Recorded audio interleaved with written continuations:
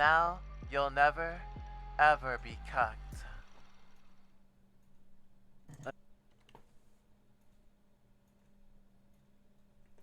I mean, unless you want to be cucked, unless you're into that shit. Uh, Not that I'm kink shaming. Welcome back.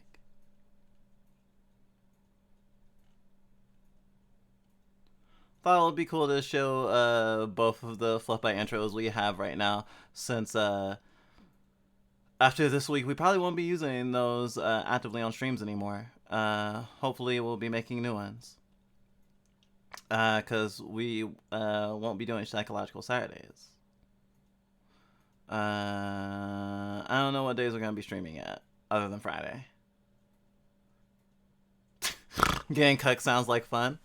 Oh, okay, then, you can still get cucked. You are officially allowed to continue being cucked.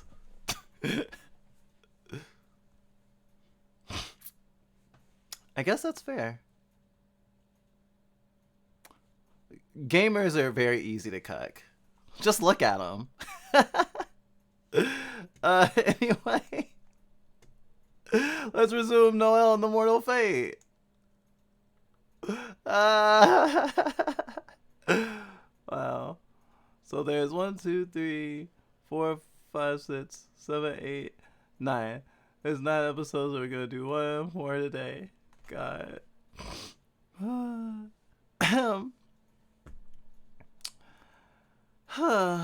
right. Welcome everybody to the Flip by Entertainment System, your place for being able to talk about shit you can't talk about in other streams, or maybe you can't talk about in other places, for being yourself and respecting others, for bearing your pain and speaking into the void, for facing the day and it being okay to be afraid. We're mental health variety streamers who are plural system and POC. We're kink friendly, 18 plus, age players who do video essays on YouTube and love to create bonds and create a place where people can experience sometimes the more icky things. We're hoping to make a new schedule this month. But this month is usually pretty hard for us because we have some trauma associated with this month. Because we almost died in this month 2 years ago. Still weird to think about. But we're still here. And we're gonna keep trying to be here. For as long as we can and as long as we think it's sustainable. And we hope wherever you're going through, that if it can't distract you, then maybe something here will help you process. I'm Dristlebite. I use she, they, they, and it pronouns. Welcome to stream. Or if you're already here, welcome back.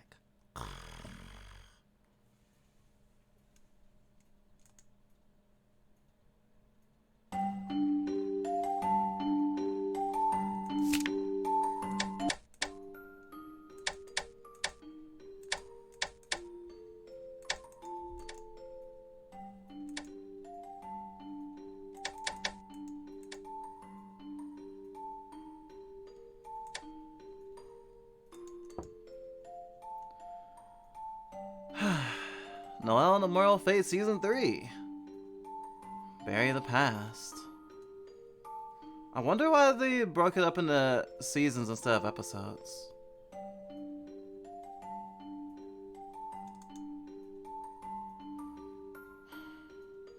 Doesn't matter.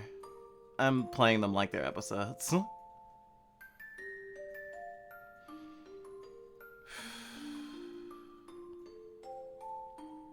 And they all have very interesting titles. Actually, the use of each game as a season reminds me of, like, in the UK how they call every season a series. It feels like that. Oh yeah, I have tea. Hold on. If you have tea, drink with me. Drink with me.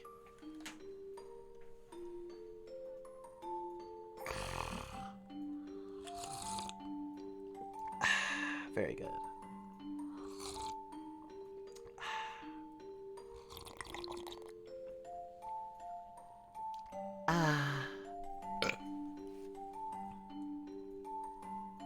burpee bite ASMR.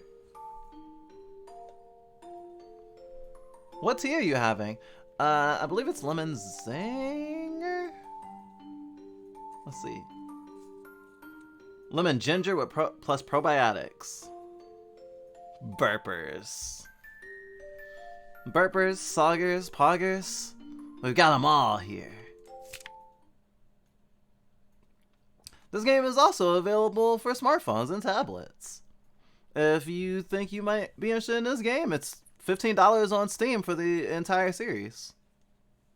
Right.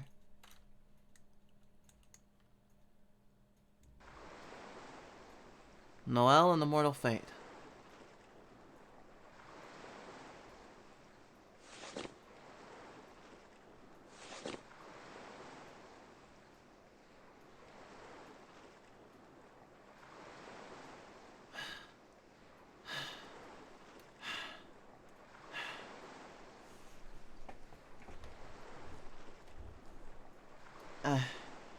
Never expected to come back here.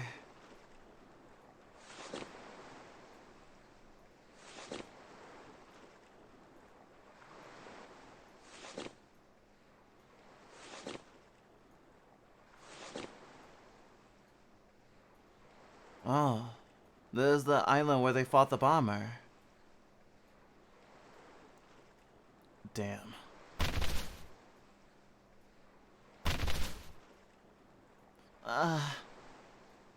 Karen, where are we? We dove into the sea from atop Aquarius. I felt like we swam for a long time.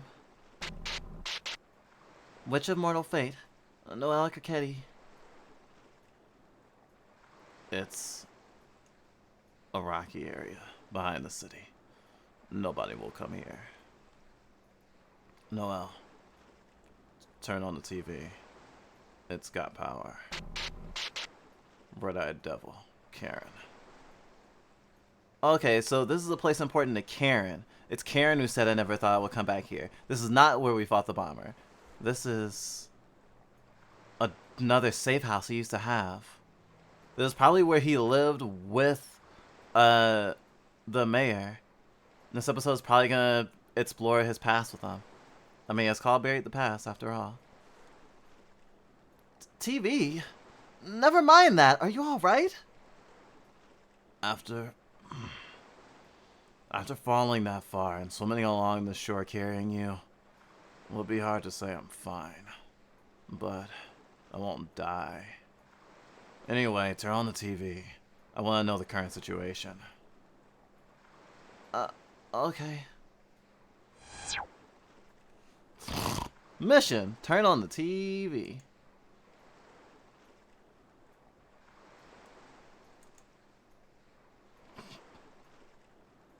There are no film studies here, only video games.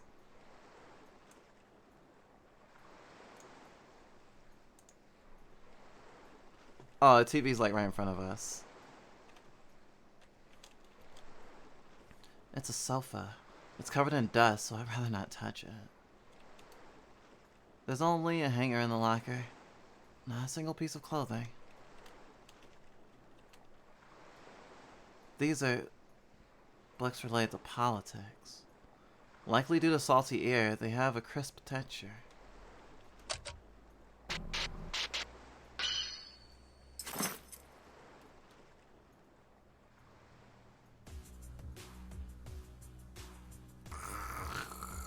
Late at night, the shipping company Aquarius suffered an attack on their head office. Many security systems drones were damaged and a helicopter crashed and burned very close by.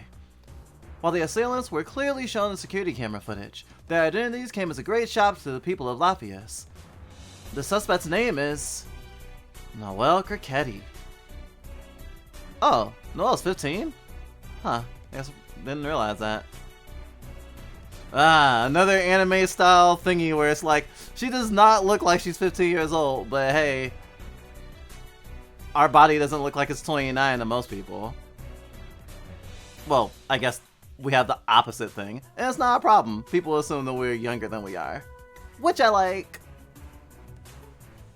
The 15-year-old girl who recently went missing is believed to be accompanied by a devil. It's assumed to have worked with him in his wanton violence for yet an unknown reason. However, though police surrounded the scene, the suspect was not found. Her escape route, and whether she is still alive, is unknown. She is currently wanted by the police. Mayor Burroughs is holding an emergency press conference in light of the shocking incident. Mayor, do you have any comments regarding the incident? It is truly a horrible thing. I do not know how she formed a devil's contract, but her actions were unforgivable. Demonic, even. Dealing with devils for any reason is a crime, and Lafayette has no need for summoned devils. As representative of Lafayette, I, Russell Burroughs, feel great anger at her act of violent terrorism. And I plan to capture her as quickly as possible in the interest of public safety. And to that end, I ask for aid from the citizens of Lafayette. We will fold neither to terrorists nor the devils they employ. To protect Lafayette together, we need all of us.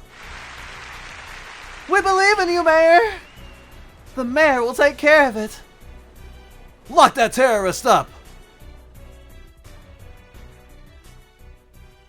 As I expected. I can't stand that mayor, saying whatever he wants.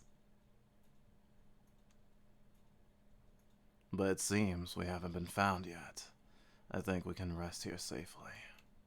The police were against us from the beginning, but now we can't really walk around in the open. Right you are. It really feels like we're criminals now. Anyway, Karen, this time, I'll hear it directly from you. Hear what? What you discussed on the roof of Aquarius with the mayor and Sabella, of course. I want to know. You and Mayor Burroughs, what's your relationship? I figured you would want to know. Yes, of course I do. Sabella spoke as though you and Mayor Burroughs made a contract.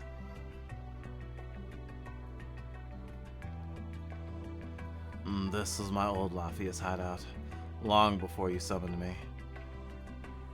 You go looking, you should find traces of the past. If you want to find the truth, look for yourself. I got a bruised heart when I hit the water. Can't waltz around anyhow. I'll rest for a while. So the secrets of you and the mayor can be found in this hideout. Very well. You rest, and I'll see if I can find anything interesting and bring it to you. You do that.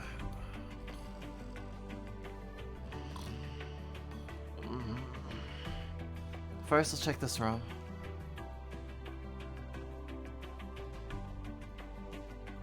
Noel and the Mortal Fate. Season 3. Bury the past.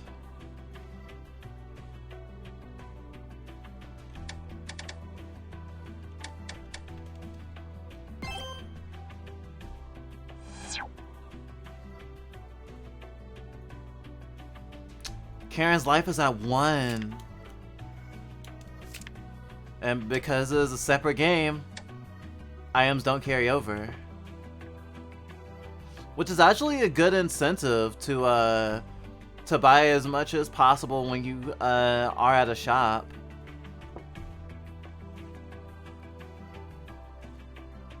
I'll search this room first.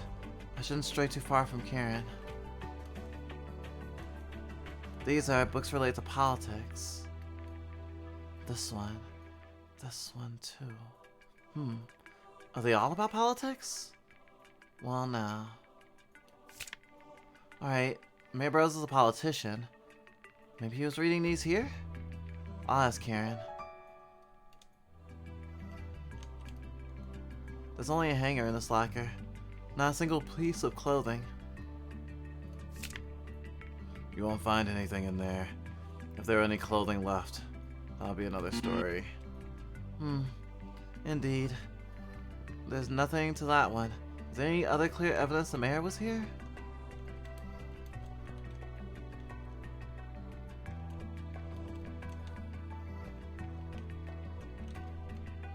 It's a sofa. It's covered in dust. Karen, these books about politics, do they belong to you, or... I wonder. What do you think, Noel? I think... Burroughs was reading these. All these books are related to politics. It would be unusual for a devil to have such an inclination. You're right. These books aren't mine. They belong to the young city council member who summoned me, the Great Devil. The man I applied together with, right here. It happened among this pile of rocks. The waves were calm, but the night was loud.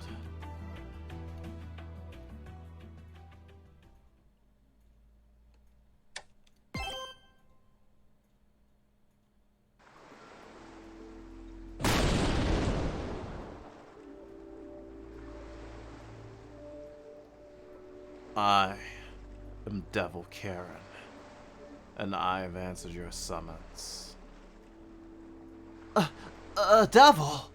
I can't believe it. It actually worked. Tell me, mortal. Was it you who summoned me? That's right. It was I who summoned you. Which means that you must follow my commands, right? Me? Follow your commands?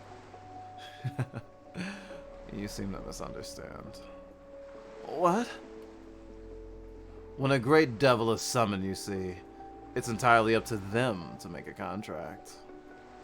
If you have a trite wish, you can forget about having it granted. What? That isn't what I was told. I heard great devils were powerful monsters who would be the summoner's familiar for a price. Insolent whelp. It seems like you were fed false information. A devil and summoner are not equals. I'm not your familiar. And it's up to my whims if I strike a deal. And if you keep insulting me with this nonsense, I'll tear you limb from limb. You can't be serious. How am I gonna get out of this then? He's over there.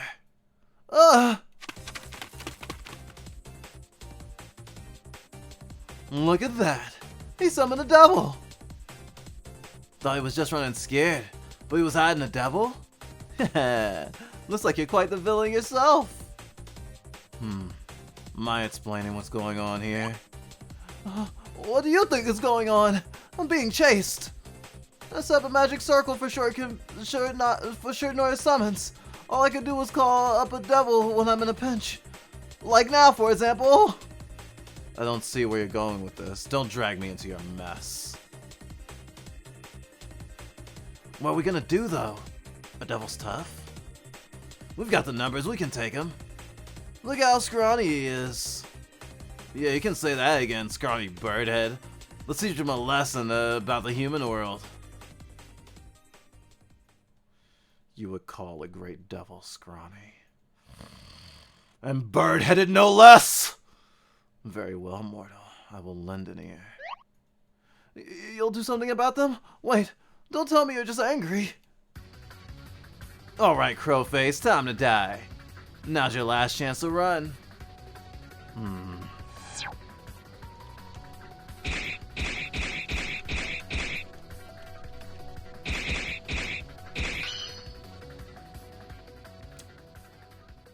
Cool.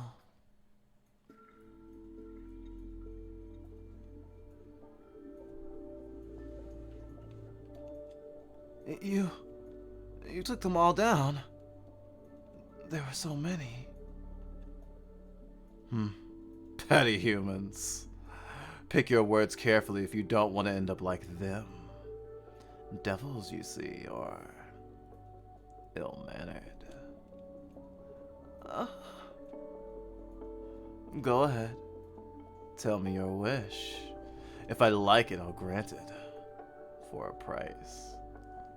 But if it's something pathetic, you'll pay for wasting my time.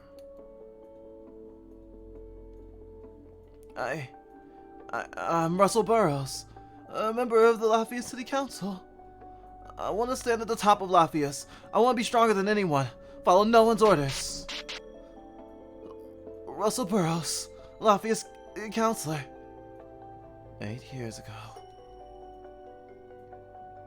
So, you desire power. Are you able to grant me power? If I wish for it right here and now? It would be a trifle. I see. But it isn't quite what I'm after. See, what I wanted initially was to have you as a familiar, an unbeatable bodyguard. Yes, I want to stand at the top of Lafayette, but I don't want it to just be handed to me. I want the power to overcome obstacles, to climb to the top, by myself. Why? Is that not just a hassle? The whole point of a devil's deal is to shorten the process, to instantly grant money and power. But that's meaningless. What I want, it's not power itself. The Mafia, the older council members, everyone who said I was young and naive. I want to bring them down, using my own power, and make them acknowledge me, make them fear me. The position of power will follow, and there's no point in a position without power. So it's not power you desire, but the capability to gain that power. That does better suit a pitiful man who ran from the Mafia indeed. Well, that's why I'm asking for your help. If you don't want to be a bodyguard, then at least give me a devil's power. The Mafia might stop chasing you if you give up on this power trip. But you would make a deal with the devil and reject normal life for the ability to climb up in society. I would. If I can't bring the Mafia to their knees, nor stand at the pinnacle, well, to tell the truth, I may as well be dead.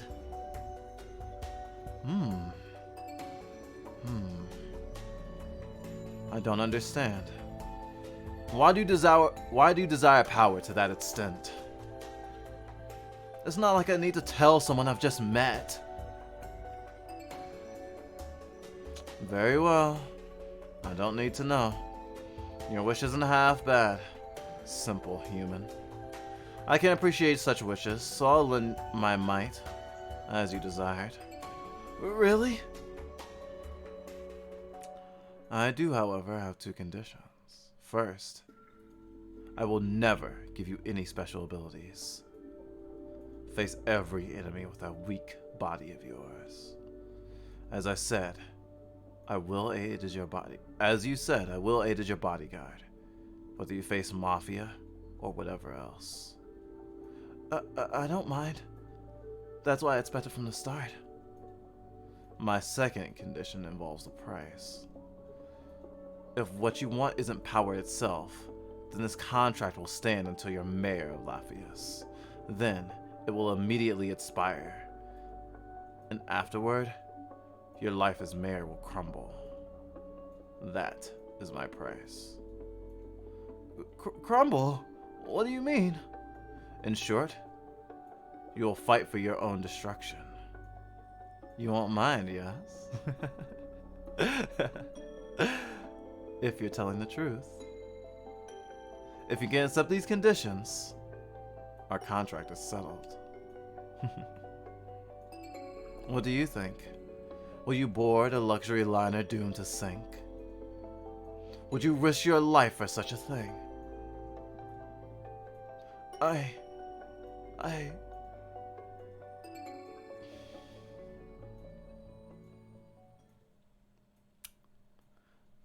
Devils are incredibly poetic.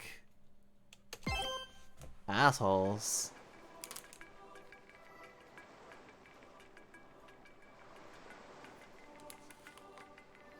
So, that was your first encounter with Mayor Burroughs? Yes. In the end, he agreed to the terms. He made a contract with me. He began his battle to be mayor, rushing towards his demise. Why do you want to become mayor knowing it would end in his downfall? Even if he succeeded in becoming mayor, it would mean he couldn't keep the position for long. Wait! He's mayor now! Don't jump to conclusions. This is just the start. Our contract began with those terms. I see. Still, you always require such brutal trade-offs. Take me, for instance. You ripped off the limbs for a future ceremony pianist. I'll take it as a compliment. Okay, I'm feeling better. We can't stay here forever. Let's move. Are you sure you're alright? Or rather, how about the rest of the story? I can walk just fine. Devils recover quick.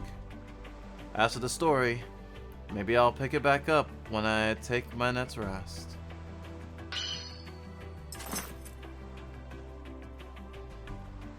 Oh, I didn't get the perfect detective skills bonus.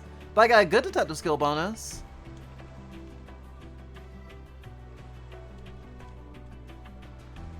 Oh, this is like the reverse of what most of the game has been up until this point. I'm following him now.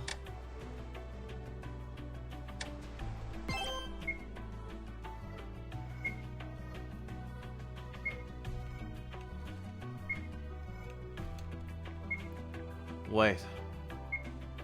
What's the matter? Look at this passage. I've got a bad feeling. Ah, it's a thermal sensor. What kind of security is set up here? Must have been Burroughs. Of course he already knows about this place. For all we know, he might have been monitoring this place since the moment we escaped his residence. Because it was a secret hideout. Both for Burroughs and for me. So he may have predicted you would try to hide here then? Fine then. We'll have to avoid those sensors. We'll be done for if the police barge in. We have a ways to go until we reach the exit. While we move carefully, I'll tell you a few old tales.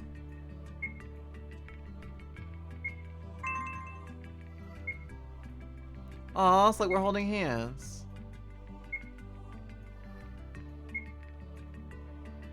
Whoa.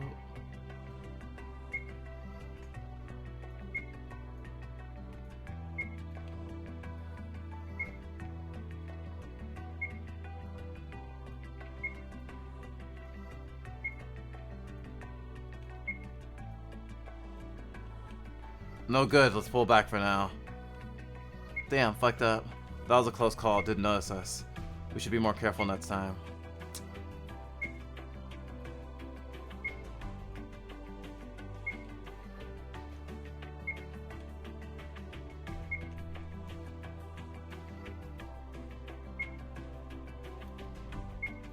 Huh.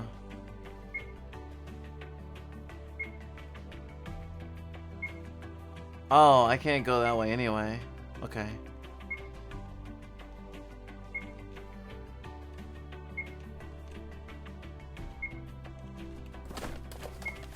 Are these bullets?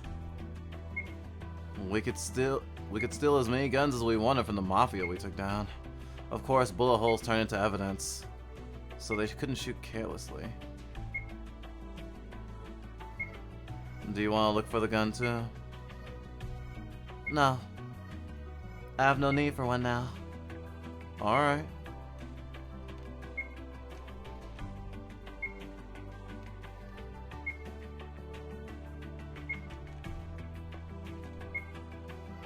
Has she given up on using firearms?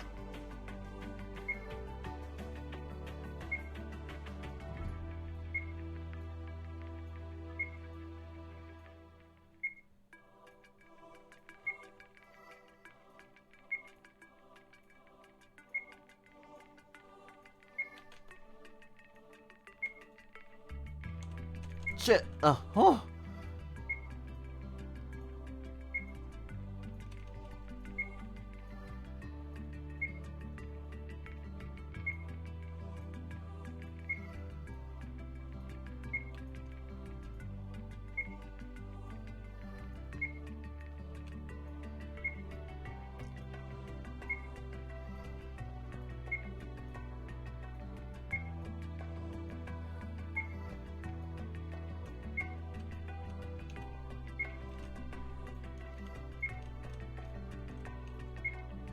Are these artificial flowers? Burrows brought them in one day. Apparently, he thought this cave was lacking in color. He's more of a sensitive soul than I expected.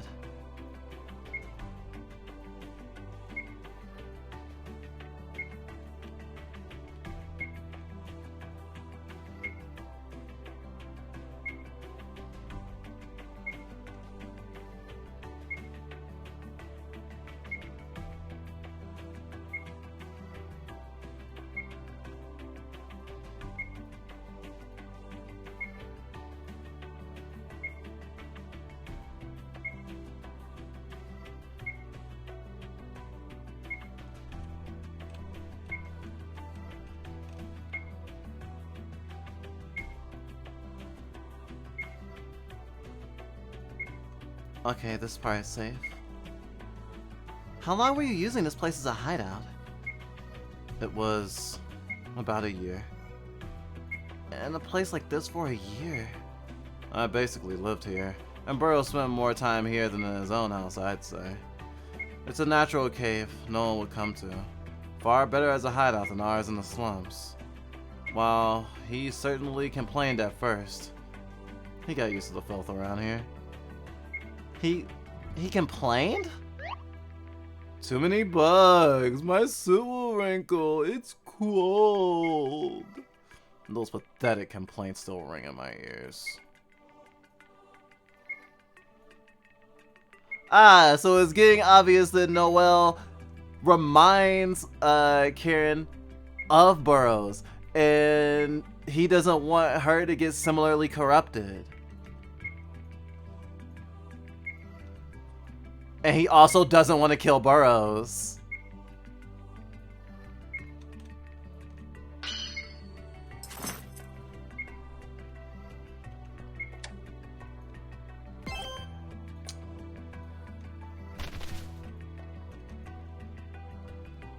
I need to rest.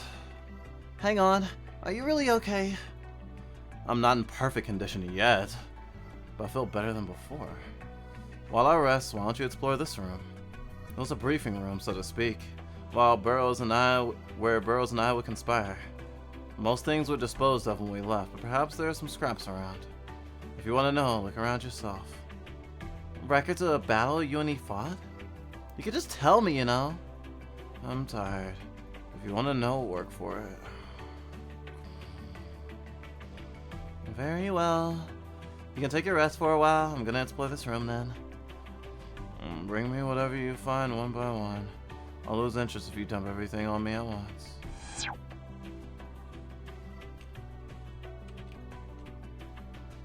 This is a liquor cabinet. Why is something like this here?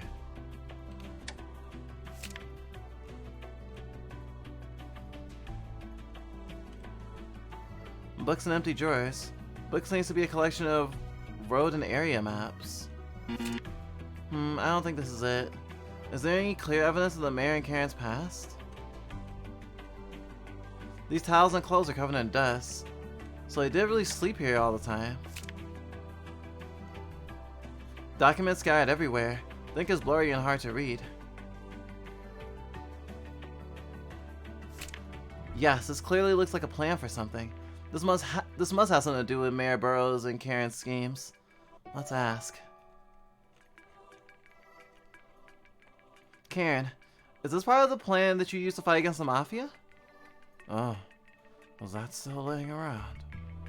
Well, that was a failed draft to be exact.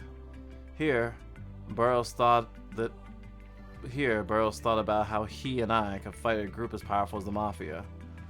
He often used something as a reference, but what was it again? Surely you do remember. You're just testing me, yes? If you want to know, think like Burrows. I won't tell you for free. The mayor referenced something we're planning how to fight the Mafia. I have to look for it.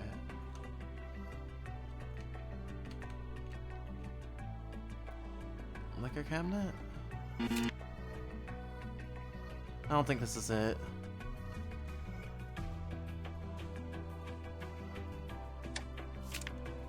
The maps? That's right. If he were fighting against the Mafia and the Lafayette's outnumbered, there's a good chance he was calculating terrain advantages for the sake of strategy. The maps look worn from use too. I asked Karen. This map, it looks quite worn. Yeah, what about it? To put it simply, in the mayor's battle with the Mafia, he used it to find terrain advantages, to close the difference in numbers and take the upper hand. There were also many notes about the terrain in the draft plan, you see. How nostalgic. Yes. Rather than blindly fight the Mafia, we lure them into areas advantageous to our attack. We never fought under unfavorable conditions. Many of his plans were carefully thought out. But the Mafia aren't idiots so easily beat. Sometimes we had to engage in risky battles. During strategy meetings, we often drank that and had a heart-to-heart talk. You know what a devil's medicine was? A devil's medicine used to help with a heart-to-heart. I wonder if it's still in here. This is a liquor cabinet. Devil's medicine for heart-to-heart talks. Well now, I suppose they drank while they were strategizing. I wonder if that's it. I asked Karen.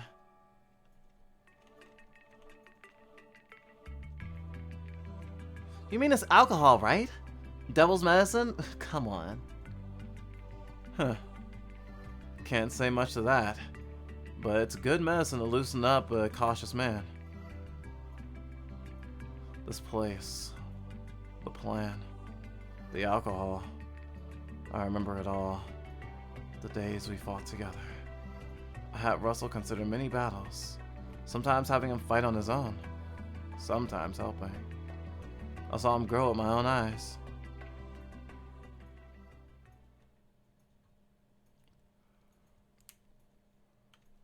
Meow.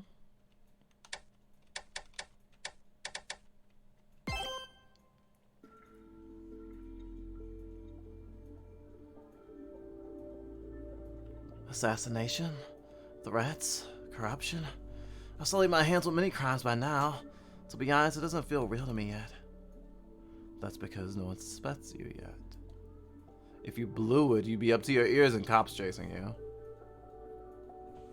And it's all thanks to you, Karen. When we sniped the counselor with Mafia ties, I just wanted to send him scared to the hospital.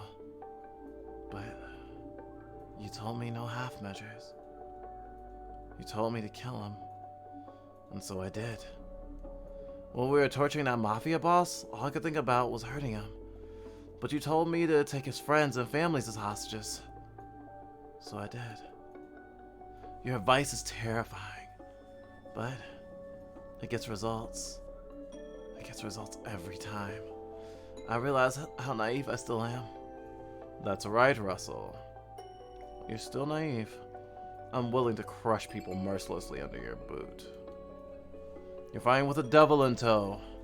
You need to be able to kill any man, woman, or child who sees you. You're right. What's today's wine week? Give in to more of the bottle. Cast that useless rationality aside. Think only of your mission. Frankly, I didn't think you'd get this far, but you're doing well. Now, the bloody throne of the dictator of Lafayette is nearly in your grasp. How about we drink down this brandy, too? Don't say things like that. I don't want to be a dictator. I just want to be on top. Well, all sounds the same to me. You always fuss over the details when we discuss this. Enough. Partner. Call me picky if you will. If our nets and final plan goes well, that glory will soon make the position of mayor mine. It'll be a taxing operation. However, I can't always give you instructions. True. I have to become a devil on my own. Lafayette Center Hotel, tomorrow. Everything will be decided there. The two Mafia families, Rosa and Bianco, my father, and current mayor, Geraldo Burrows. They're all set to gather at the hotel tomorrow. I've done so much all for this moment. The return, however, will be massive. Tomorrow, we'll attack both Mafia families, provoking them into a historic conflict. And acting as if he got caught in the crossfire, you're going to murder your father, the mayor. You'll play along with the police on your side, blend in and take control of the situation. The Mafia, Lafayette's true rulers, will be gone. So will the mayor. Your leadership will close it out. How much you take credit for it will be up to your performance. Not a bad plan, is it? You really are a devil, Karen. Making a man kill his own father at the end of it all? Your father's the mayor. He is not. He is not in the way of you. Your father is the mayor. Is he not in the way of you standing on top? Think you can do it? Can you kill your father, only to meet your ruin as mayor? Yeah, I can. I'll kill my father, and I'll carry out the plan.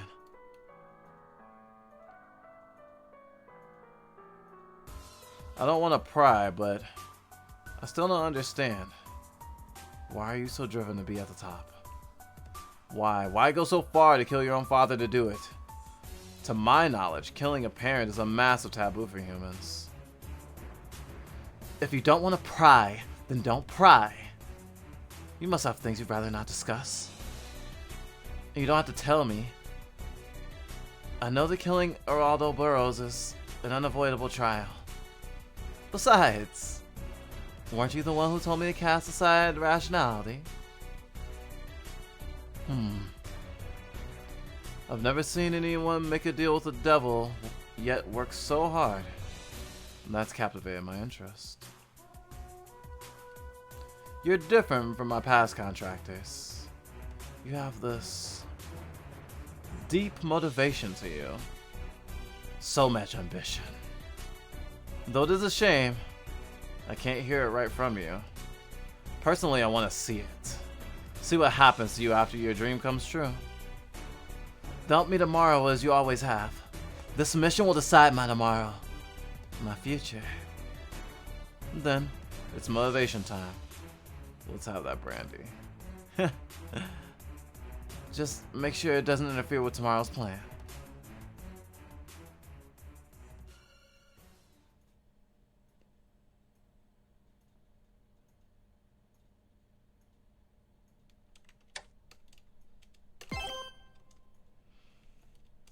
Almost at the... What the hell? Pietro's down. What happened? Was it the Rosso family? They pulled us here? In broad daylight? Shit, those scumbags. Protect the boss. Call for reinforcements.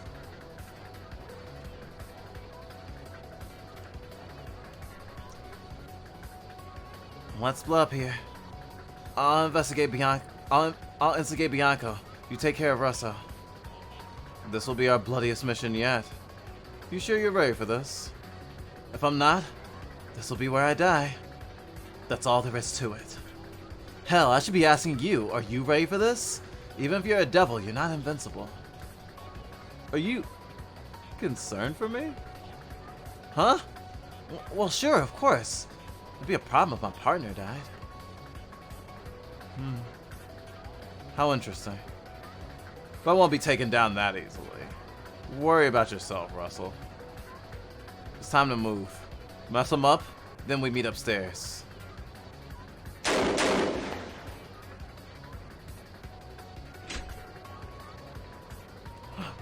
Aren't you Russell Burrows? Sorry, but now that you've seen me, I have to kill you.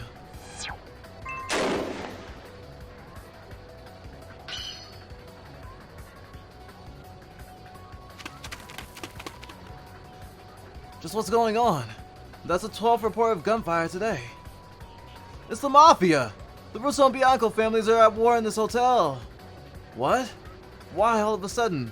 It'd be dangerous to move the guests around. All we can do is wait for help from the police.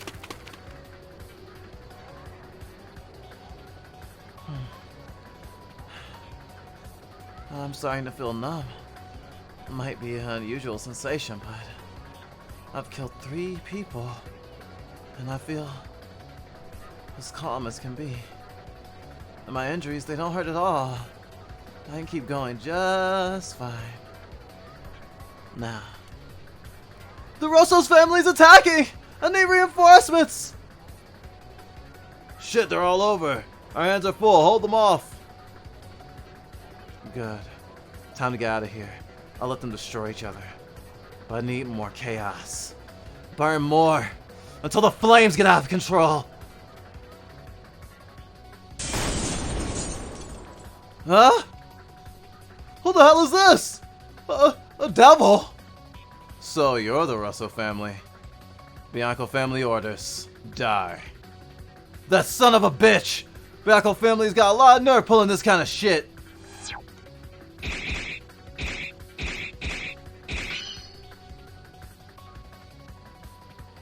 I need to let the others know the Bianco family's attacked! Well, that's right. I'll let everyone know. The Bianco's family come for your heads! Rosso attacks Bianco. Bianco attacks Rosso. Both bosses are here. They'll fight for their lives. They'll fight each other, guns blazing, and die together.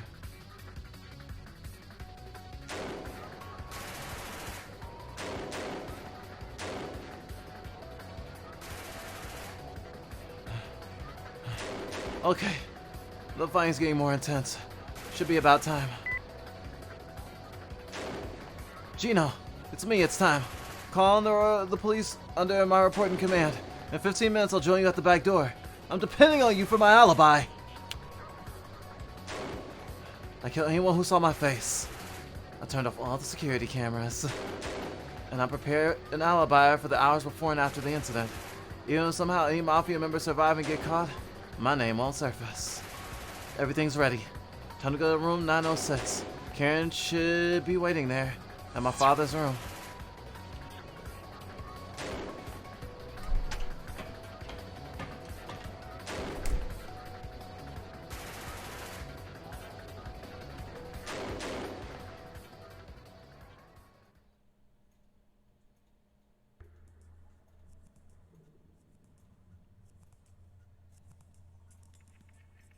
You're finally here.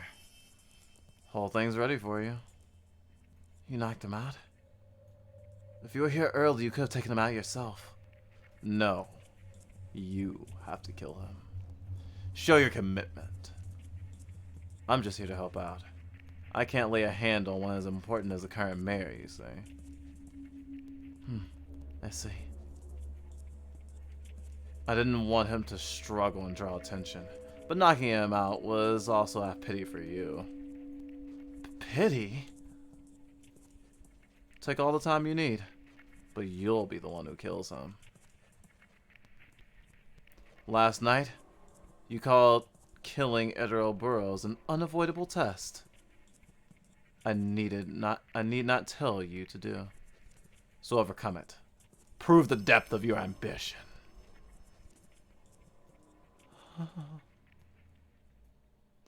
Hey, fish breath. Ada, ada. Do you like murder and death? Follow your dreams.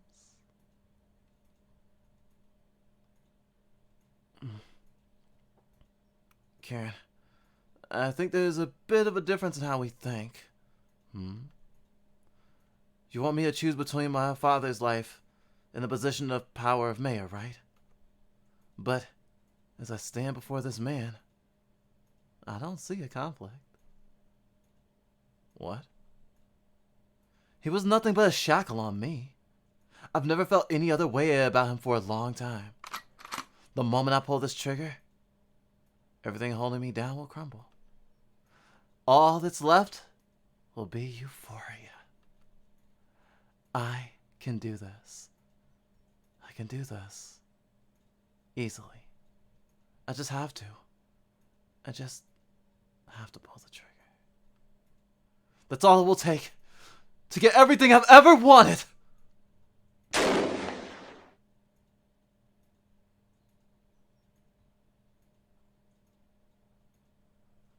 It's done. It's finished. Now, I won't have to follow anyone's orders ever again. Oh, though I might deal with the devil. I've seen it through.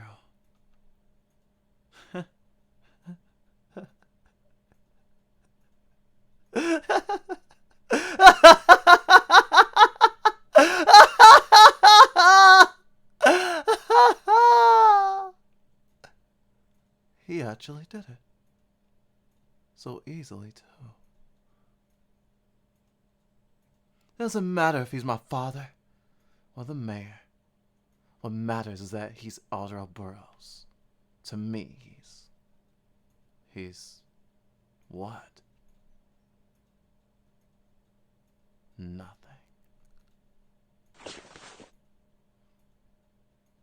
After this, I'll meet with the police. You should get out of here first.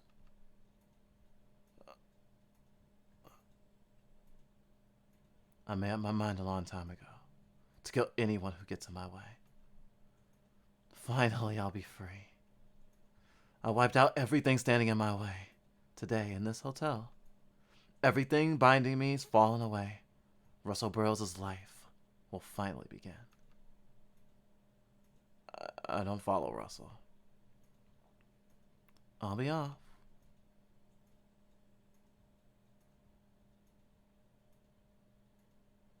I thought he was a weakling at first. But he's grown into a real monster. He may have had my help, but to get this far by his own hand. Now, I'm really looking forward to seeing his demise. But what is it that drives you so, Russell?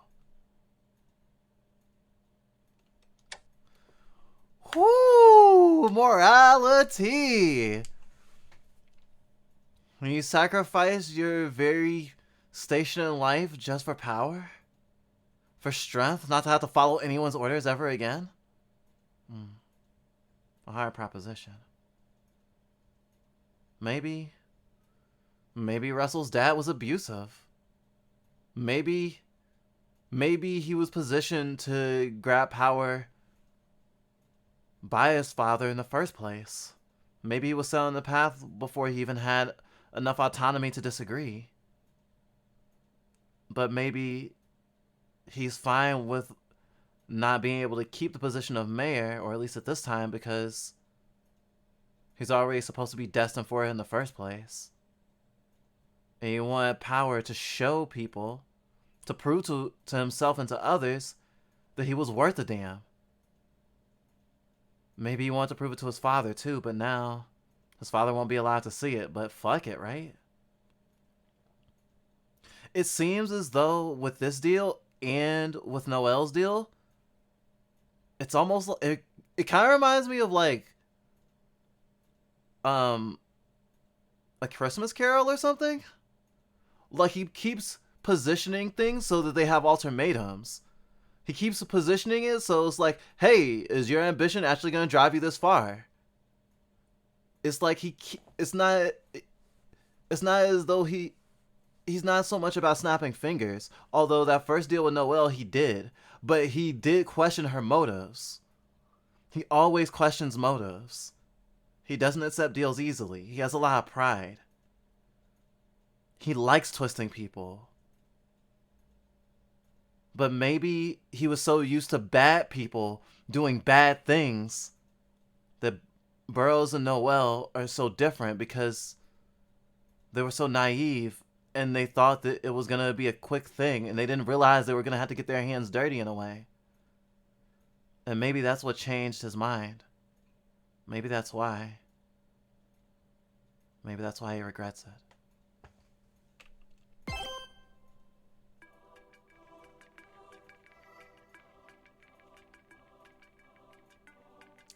Yeah, I was gonna do a season at a time, but the end of the last season, like, really meant something to me. And it's been a while since I played it. So I was thinking of, like, how, for example, sometimes it's like, perfect example. Showing my age here, but when Toonami was first a thing, or not first a thing, but really, really early in Toonami, like in the first couple of years, I remember specifically after the Saiyan saga, when when they finally got through Namek and the Frieza saga was starting in earnest, instead of immediately going episode by episode, they had a marathon. And they showed like 5 or 10 episodes. I'm only doing this one extra season, but in the same vein, I want to celebrate that I'm back to playing this. And now it should line up pretty good with my future Friday streams. Huh, is that what I want to call them? Future Fridays? Because the new game by the Perfect Apocalypse creators, Cool Kid Cody, is gonna be premiering an episode every Friday. So I figure I'll stream like, you know, like a cartoon block like I always do. And this will be a great addition to it. So thought it would be pretty cool to be playing this once a week too. Though I guess technically, given I'll have played 2 seasons this week, maybe I'll not play this on Friday and I'll play something else instead. Maybe something I can play and beat in a single session. I have a few games in mind. I'll figure it out though. I'm weird, I know. You got to the bottom of a 100th floor dungeon and got stomped by the super boss? Oof. Maybe you just need to grind. Perfect time to drink water. Up, up, up, up, up!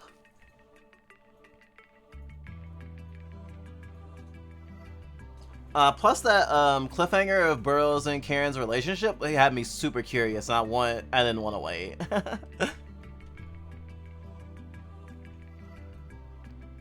I thought he would always be a coward and soft-hearted. Yet, I was wrong.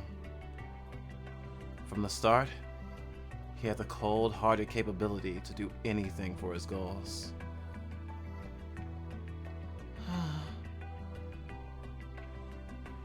I can understand the massacre of the Mafia. I can see a mayor doing that. But how could he kill his own father so easily? To kill his own parent for power that would lead to his demise anyway? That's insane. He never did talk to me about it. If you want to know, ask him directly. But there's no doubt that Russell Burroughs' insanity was wrought by my hand. But isn't that what devils enjoy? It seems like you really enjoyed it too. I sure did. At least at the time. While his actions surprised me, I enjoyed his transformation and anticipated his downfall. At least at the time? My story with him isn't over yet. But let's pause here for now. I'm feeling better. We're almost to the exit. I'll continue the story if there's another opportunity. Wait, come on! You have to finish it at this point! Do you really need to draw it out like this? I'm exhausted from talking, that's all. At least I still got a good detective bonus. Next time, I'll try to get a perfect detective bonus. One truth prevails. How's everyone doing? I hope all my instability and murder isn't too much. It can be fun. It's part of why I love voice acting. Falling into different characters. And if Russell was abused by his father, then given the trauma I'm going through right now, I can totally see why he'd be able to kill him so easily. Though maybe it wasn't so easy. However, if you're riding off the high of just killing 3 people, and you weren't super used to killing before that, I mean, getting yourself eased in like that would make sense.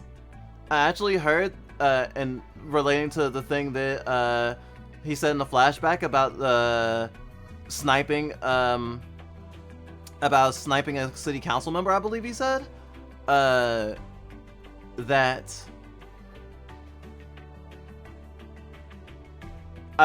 in response to that, I was thinking about how I heard that, like in the military, snipers have a lower rate of PTSD than soldiers that fight on the front lines, because they're so distant from the violence that they're causing. Can be the same thing with like people who pilot drones or do airdrops, like bombs and stuff, because they don't have to physically see and be close to the carnage they do, and they can look away instantly. Well, at least with snipers. So he was super eased in. I guess Karen's a pretty shitty devil. He's actually learned to value humans and not want to twist them, which is why he's treating Noel the way he is. Damn, this game has a really good message. Following your dreams at the cost of the things that made it worth it in the first place isn't worth it.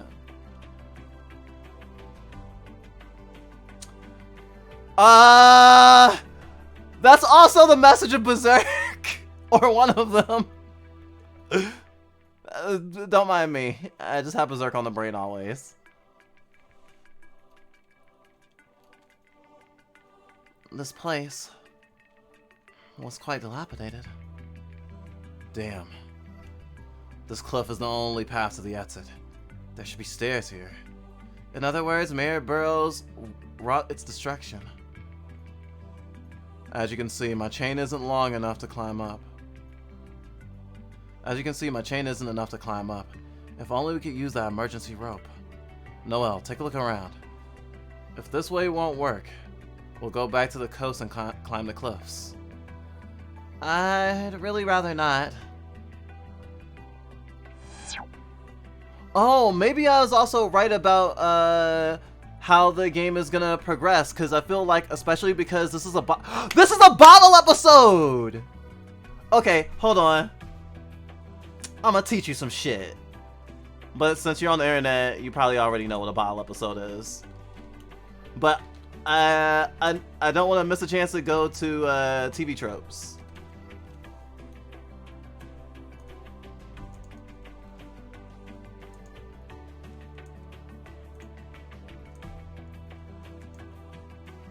Bottle episode. I hate bottle episodes. They're wall-to-wall facial expressions and emotional nuance. I might as well sit in the corner with a bucket on my head. A bottle episode is designed to take up as little money as possible. The easiest way to go about this is to only cast regulars, or even just part of the regular cast, and set them in a single location. Even if you have a main standing set, this keeps production costs down because no one needs to scout locations, build new sets, or create fancy CGI graphics for the outside of the spaceship. Bottle episodes are often a chance for a slow characterization-filled episode before/after a big special effects-laden action episode. Of course, all this doesn't mean this episode will be cheap, just that it's meant to be. Like any regular episode, unforeseen complications can cause the show to run over the scheduled budget. Bottle episodes often take place a higher burden on the writers than a normal episode due to limitations of location and cast. Writers have to lean heavily on inventive situations and dialogue to carry the show, depending on the writer and how well the premise works. Bottle episodes can range from terrible to some of the best received.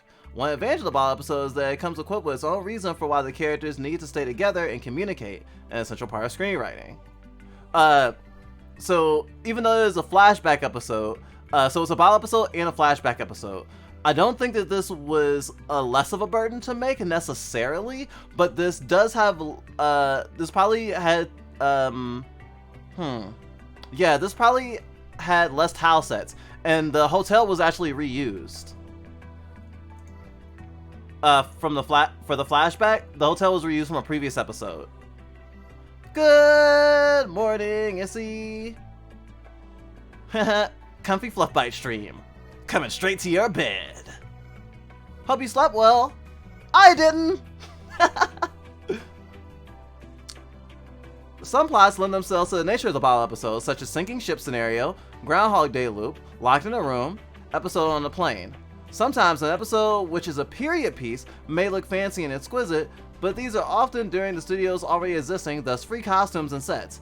Die Hard on Ets, though limiting the episode to one location, rarely fits this trope, since the other elements of the trope often negate the budget-saving aspects of the bottle episode.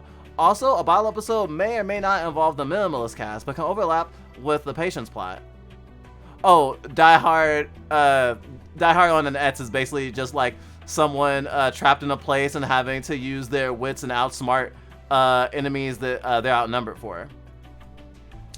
Almost all clip shows, and by extension recap episodes, fit this trope, despite not strictly being an actual bottle episode. That's the kind of niche that this is fitting. So this isn't a recap episode, this is a flashback episode. But it is interspersed with these more actiony sequences. Not to be confused with Drowning My Sorrows, nor with sending messages in bottles. Another cause that happens on occasion is the writer's strike. With shorter formats such as the half-hour TV series, the temptation of the director is sometimes to make it the oneer as well. Single location plots are very popular in theater, allowing theater tropes with no budget to focus on their performance without set designs or techies to create effects or move set pieces around. I wonder if they have video game. Legend of Zelda Majora's Mask was made with fewer resources in a short period of time compared to other Zelda games. The development team accomplished this by recycling the entire engine and many assets from Ocarina of Time. In the latter half of Devil May Cry 4, since you're replaying the same levels and bosses as the first half, the level structure is just reversed, with Dante having to kill most of the bosses that Nero fought in the first half. Final Fantasy II. The remakes of Final Fantasy II have included post-game bonus content in which 2 of 3 dungeons are mirror images of the levels at the end of the regular game. Sonic Generations revolves around Sonic and his friends getting caught in a simplistic white world, reliving memories of past games and going through their levels, one for each game. There's only one level, revolves around escaping the same room over and over with different variations. Odin Spear has only 8 locations, with 5 characters having to go through 7 of them each. Each location has the same set of enemies with the occasional bit of variation, like Velvet's run through Winterborn Ridge where she's being chased by goblins with standard enemies, and generally have the same map layout throughout, just with rooms switched around for each character. Bosses are fought repeatedly by the characters, with unique bosses only coming rarely. The final level, Silent Hill Nowhere, consists entirely of reused rooms and assets from earlier sections of the game. Let's see, what's one more? Metal Gear Rising Revengeance has R06, which has only 3 characters, Raiden, Sam, and Wolf, 1 background, and 2 cutscenes. Gosh, there's a lot of video game examples.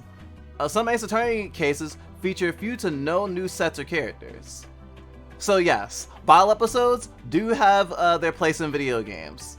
And I think that this is actually the perfect moment to do it for 2 reasons. They already dropped the thing of Burroughs and Karen having a relationship, and they don't want to drag it out. They want to they basically putting all the motivations on the table, and now we know why Karen is acting this way, and why his pride as a devil is even more complicated now.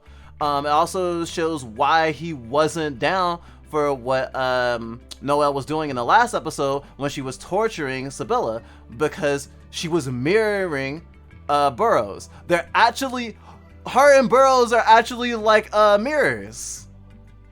Because she too has to figure out how to do things with her own strength and is being protected by Karen, just like Karen had agreed to be Burroughs' bodyguard but make him do all the work and not give him any powers.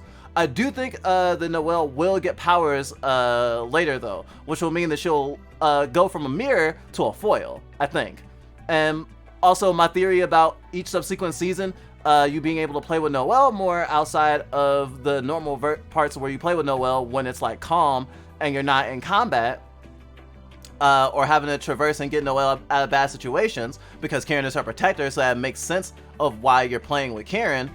It makes sense that the game is going to slowly move towards her taking more, having more autonomy and you gaining more control of her.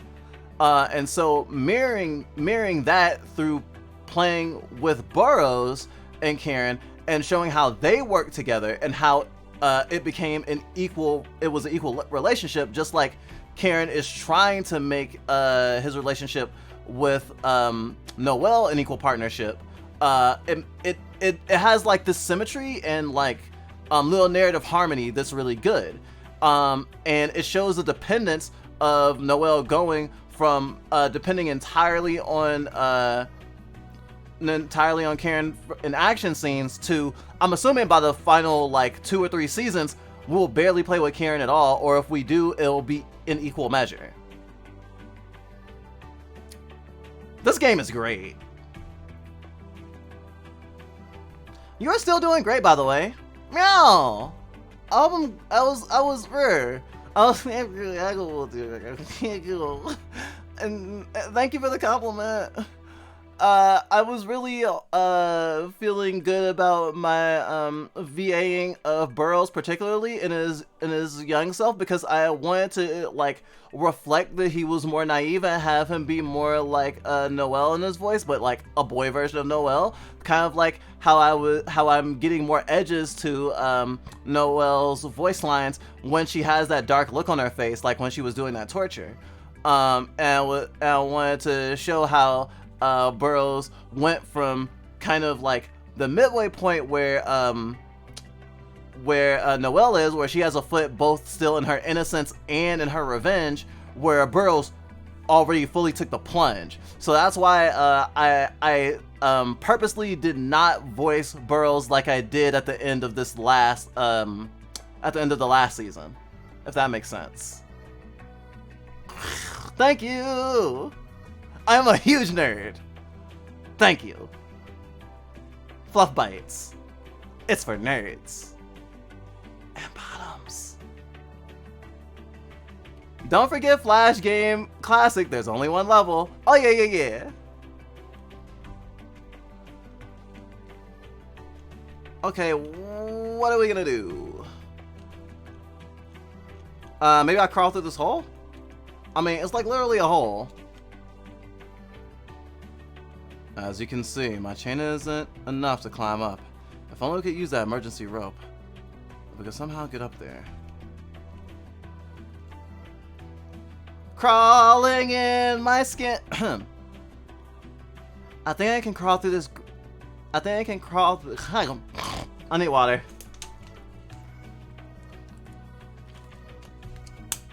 Are nerds just bottoms? Not all nerds are bottoms.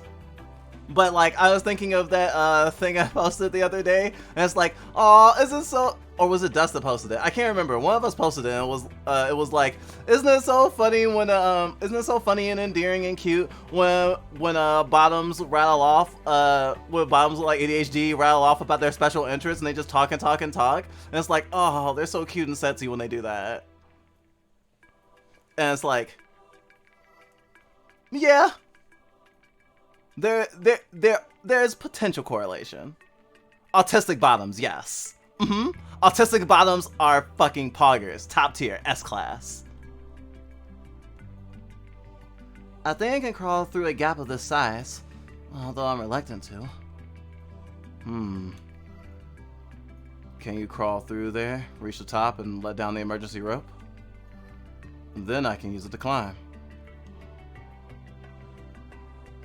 I suppose I can, but you owe me one. I'll be smeared with dirt crawling through here. If it wasn't an emergency, I would never do this. In exchange, you have to tell me what happened between you and the mayor. All right. Well, my lady, it pains me to say, but please crawl on the ground like a caterpillar.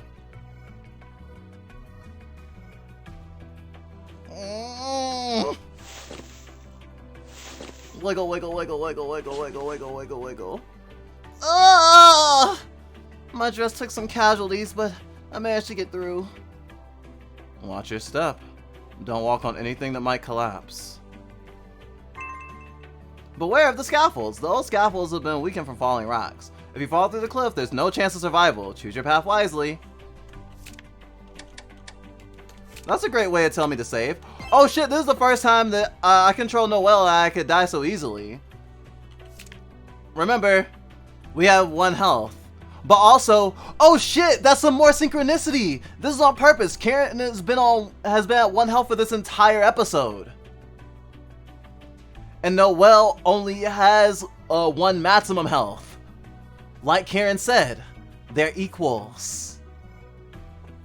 And I was also gonna say, considering the consistent mechanic of Karen carrying them both up or pulling her up to high places with his chain, this is a reversal of that.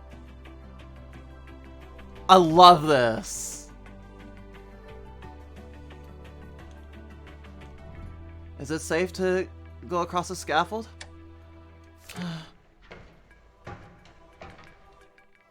I made it. Let's keep going. You can see the cracks in the other one, so I'm gonna go on this one. Is it safe to cross this one? Whew. Seemed to have worked out. I made it. Whew, how nerve-wracking. It feels like it could collapse at any moment. Here's the emergency rope.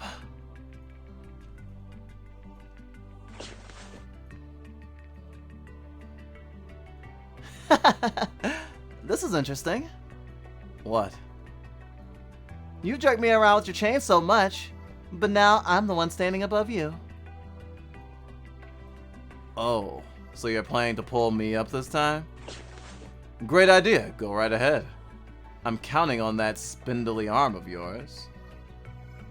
You just had to say it. Don't complain if you get hurt.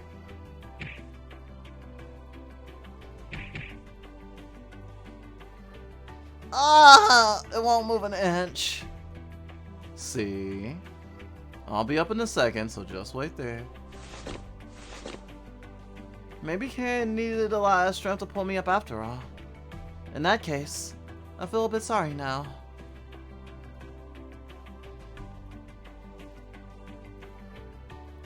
Talking about Tolu's lore or some shit. Oh yeah, that was the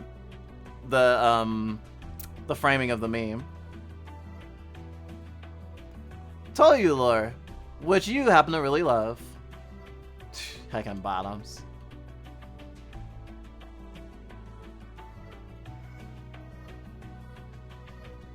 You'll have to crawl here too. I'll jump up the rocks to the top. Again? The cliff is clearly fragile. It will be too dangerous to climb while carrying you. Fine. My dress is already ruined anyway. Let's meet at the top. As I said before, watch your step. Oh, I can see another trope here. It's very common in horror movies, but sometimes you'll have like a sometimes you'll have a character who's like a priss. Oh, perfect example would be in Jurassic World, the first Jurassic World movie. One of the main characters, she actually wears heels for the entire movie, but she's really worried about getting dirty and stuff. But the more and more the movie goes on, the more dirty she gets, the more she's willing to take risks, the more she's like more selfless. And through her willingness to get dirty, to crawl, to do things that she never thought she would do, her clothes reflect her journey. It happens in movies all the time. The first time I really noticed the trope was in Silent Hill, the movie, because by the end of the movie, Rose, the main character of the Silent Hill movie, Rose's white or beige outfit is completely soaked red by grime and blood, showing just what she was willing to do and what she was willing to wade through to find her and rescue her daughter. It's a really good trope, and it's usually used for women. I love to see it on other genders as well, though. But considering images that I've seen, other images that I've seen of Noel looking quite confident and quite badass, I'm assuming this is only the first part of her transformation. But I do like that that transformation isn't gonna go towards her being like as cold-hearted as Burroughs. You can get stronger and you can get more confident, and maybe you can even get revenge. But it doesn't mean you have to become a horrible person by doing it. At least I hope not. I made it. Well, let's keep going.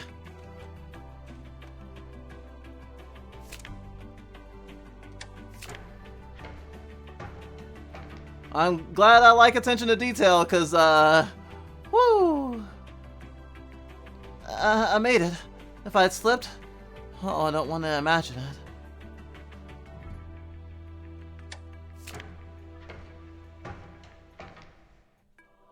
I made it! The other scaffolds look like they would collapse at any moment.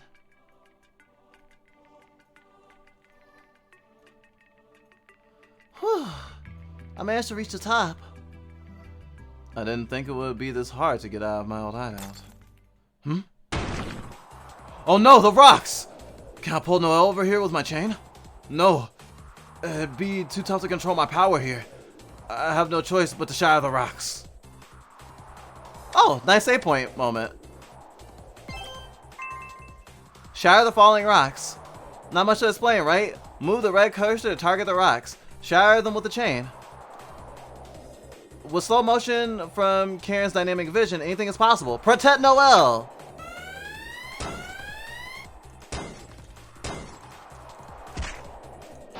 Oh. Game over. Thank you! Consistent saving.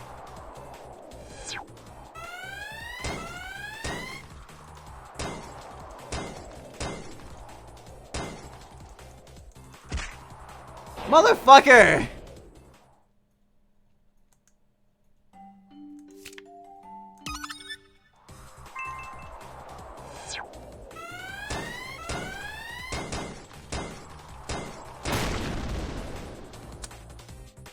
So don't use the mouse. Got it.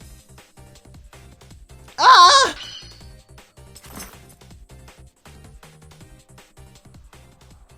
Whew. That was a close one. I still haven't fully recovered. So don't push me like that. Ow! It's raining pebbles and gravel. Better than being crushed by boulders. Don't complain. But with this, we're even. I don't owe you an explanation for my past with Burroughs. Rather, you owe me now. After I crawled on the ground and everything. Hey. Though here is a warehouse by the exit. Let's go there first. It's too dangerous here. His chain has such destructive power. He crushed those rocks to pieces in an instant.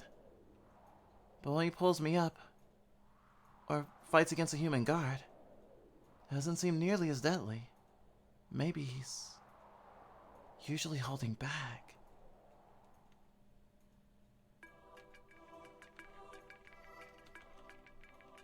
Through here's the warehouse by the exit. Let's go there first. It's too dangerous here.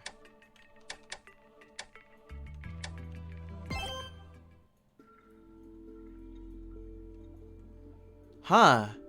Music cues are important. This is the first time this cue is played while we weren't in a flashback. We're probably gonna get a flashback here, but I wonder if there's any other significance.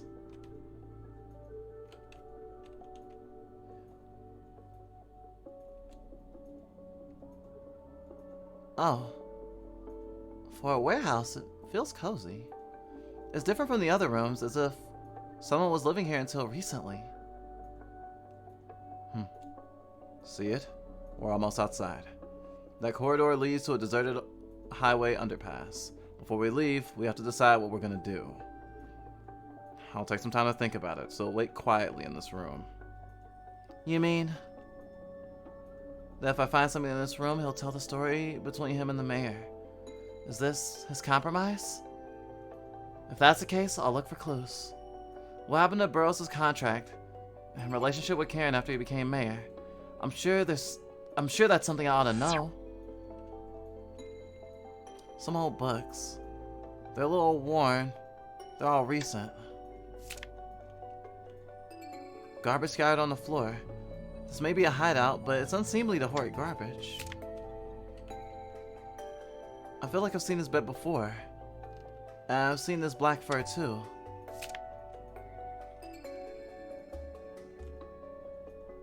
Is this some kind of list? It's relatively clean. Location names, no. These are building names. Coast, second abandoned building, Rocky Shore used. Former city council building. That's right. The abandoned building by the coast. As well as this rocky area. I'm sure about the city council building, but otherwise, these are places I'm familiar with. It's also curious that this paper is still relatively clean. I asked Karen.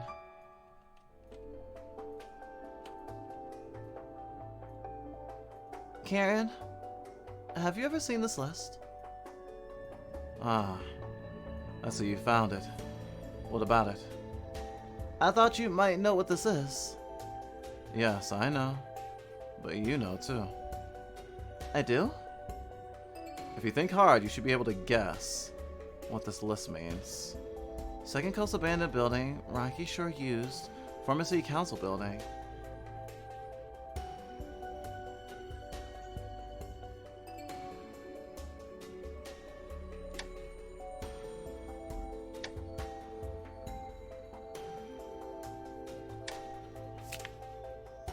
Does this have to do with places for summoning devils? Finally, you've picked it up. Yes, this is a list of locations in Lafayette that can be used to summon a devil. Not only are those locations empty, they're easy to cover up. Ideal for Burroughs. The abandoned building where you summoned me is among them. But this looks like it was written recently, and the paper is new. It's not too dirty. That's true. It doesn't appear to be something Burroughs wrote years ago. Then who wrote it, do you think? I guess if it's not the mayor, it can only be... Hey, don't just guess. Show me evidence. Find proof of the person who recently wrote this list in this room. Does he have to be so difficult?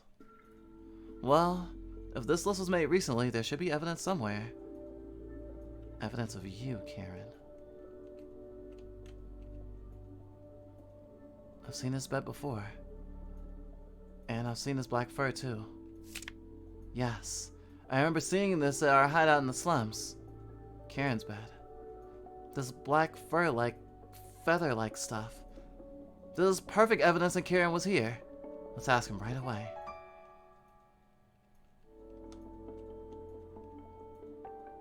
Is this sufficient? As evidence that you were here? You won't try to tell me that this feather came from a crow outside, right?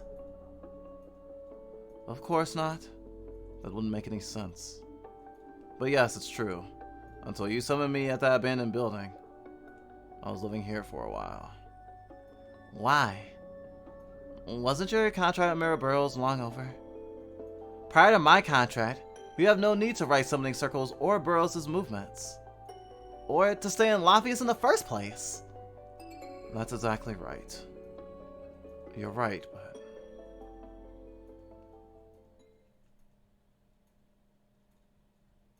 one truth prevails.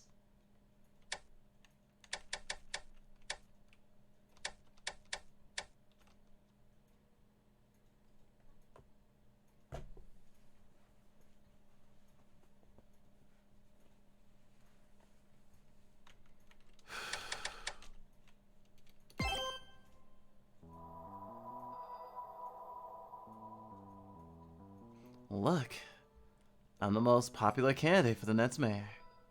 I'll stand at the top of this city after the emergency election in 2 weeks. Finally. Finally! It's too early to let your guard down. Mass media polls have no meaning. After all you've done, are you honestly going to wait for the votes to come in? Of course not. I'm crushing the other candidates. I figured. Take care of them quietly. Hide your face, take the families hostage, and give them a warning. You're joking, right? Such a standard, half-assed method won't work. Have you gone soft, Karen? What? I've done so much clear foul play to get this far. There's no evidence, but no guarantee either. I'll take care of any gray areas before I'm mayor. By pinning them on the other candidates. If you carelessly involve others, it'll get out of hand. You should hide the gray area. We should hide the gray areas ourselves. I'm going to be mayor. I don't want to bring any vulnerabilities with me. We'll pin suspicions of everything we've done onto the other candidates. We'll kill them socially. And then, once the dust settles, we'll kill them physically. Use them for all they're worth. Pin everything on them, and kill them off. Sounds like it has too many moving parts. Other people won't always act the way you want. How boring, and unusually cautious. I'm aiming for a perfectly flawless climb to the top, Karen. On the contrary, it feels like you're not being cautious enough. I've thrown caution to the wind. And it was you who told me to. You're more wary than I thought, Karen.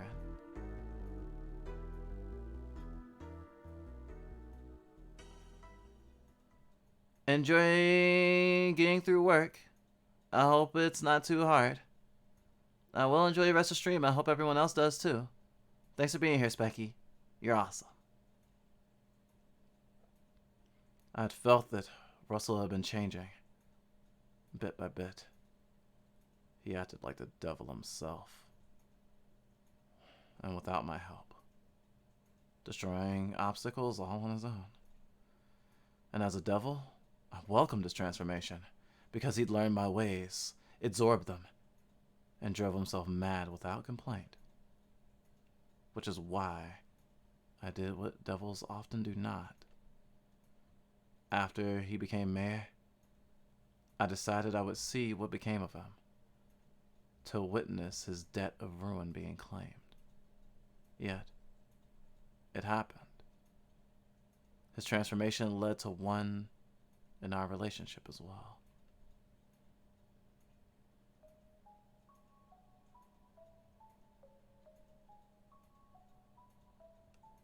I've sent everyone out.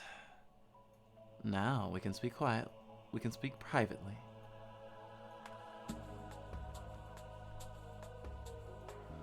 We've been so busy. It's been hard to catch a moment to chat like this. The former city council building? I've had my eye on it since we were in that cave. Good spot, hmm? As mayor, I put it under protection as a cultural asset. Just in case. Nobody comes here. And with all this space, we can use it if things go south. As a large-scale site for devil summoning, it can house magic circles of any size. Russell, don't mince words. These scapegoat contracts you've started recently are a disgrace. Conning a third party into making a devil's deal to grant your wishes without paying the price? It's against devil contract rules. Oh. Didn't you like doing things the dirty and immoral way? Years ago at Central Hotel, didn't you have me kill my father and try to throw me into despair? But that day I was reborn. To the public, it looked as if I had led the police to quell the chaos. That achievement helped me become mayor in the emergency election held afterward. Sure enough, your ways work. So I decided to learn from them. I don't care. If you take advantage of others, that's your choice, but a devil's contract is a one-on-one deal. That's been the rule since days of old. The etiquette. If you want your wish granted by a devil, you pay the price. You don't use a sacrifice. Sabella made the contract of her own accord. She wished it herself. I'm not talking about her. Or not just her. How many of you conned into devil contracts behind my back? Who knows? It's not like I need to keep count. I can't remember every little one. You wish to climb atop Laphius all on your own, but now you depend entirely on devil's contracts. You've hit rock bottom, Russell. Look who's talking! You had a big hand in this, you know. What? Your contract promises my certain demise after I became mayor. Isn't that right? I wouldn't last long were I just a normal mayor. So, I'll keep running from that downfall. Forever. With the miracle of devil's deeds, I'll cheat fate. I won't do anything that leaves me vulnerable, and use other people instead. After conquering the Mafia and becoming mayor, there's nothing I can't control. I'll dispose of anyone I use. That takes out the possibility of me being traced. Or betrayed. I'm using the city of Laphius to fight against my debt to you. You're fighting against the price of our contract. How dare you! It's not a contract! You're weaseling your way out of your debt! Reigning over Laphius is my goal. With no one to hold me down or order me around. So, I won't be held down by our contract either. Contract etiquette? Who cares? Just try to kill me. Collect my debt. Ruin me. I'll gladly fight against even you. What's the matter, Karen? I'm defenseless right now. If you don't like the man that you brought me up to be, then stop me yourself.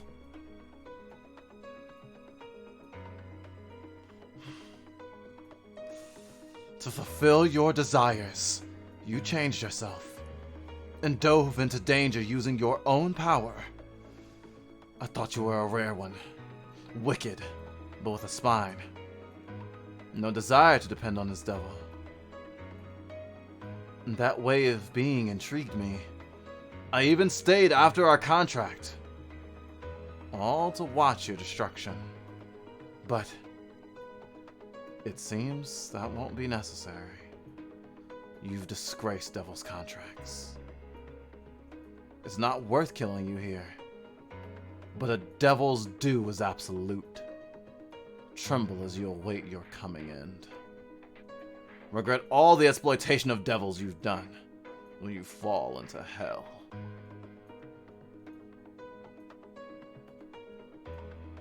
Farewell.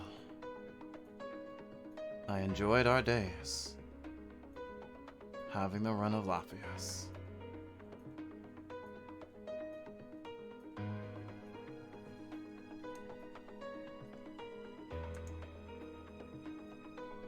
I'm the ruler of Laphius. Even you're under my control now.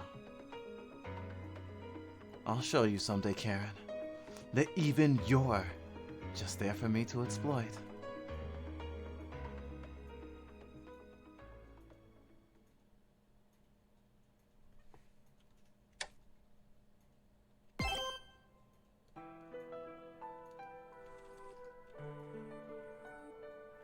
After we parted ways at the old city council building, I spent much of my time alone in this hideout. I was writing down his actions so I could witness the movement of his demise. Not that there's any point anymore.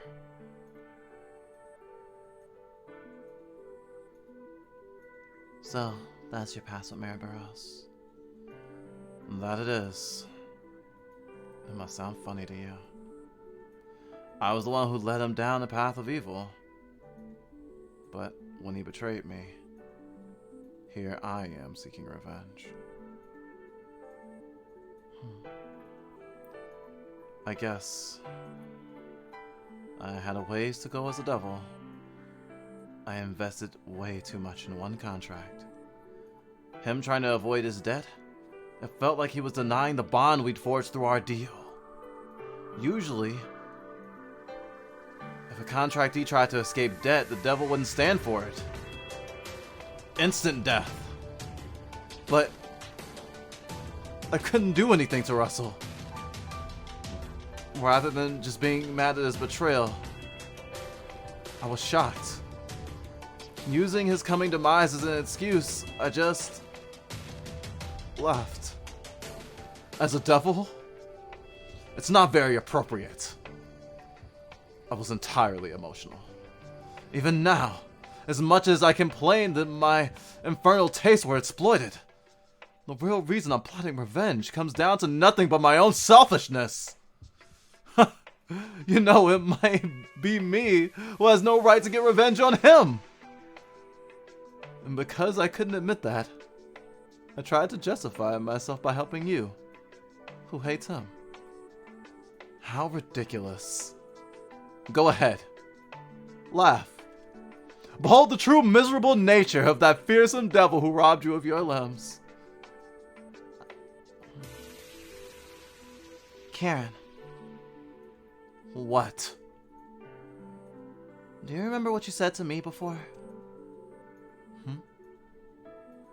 Are you going to just add on another layer of selfishness?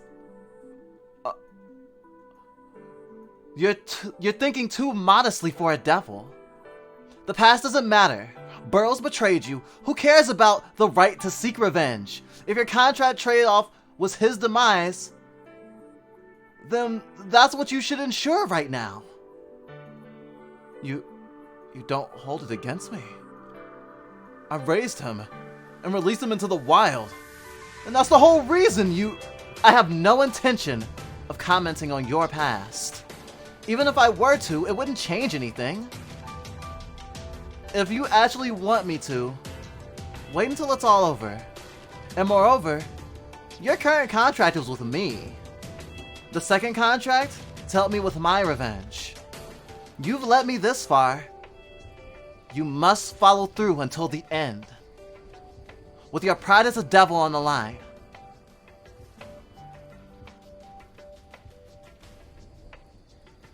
Right. Yeah. That's right. Seems you're right. Just this once. The past is the past. Now is now. Russell Burroughs stands before us. And for the both of us, he is an enemy to be taken down. There's no need to think about any extraneous details. Coming to a place from my past must have made me a little weak. Forget it happened. I can't forget one of your rare weaknesses. Do what you want! Now let's stop discussing the past. Gloominess doesn't suit me. We're almost to the exit. We need to think of our next step. And quick.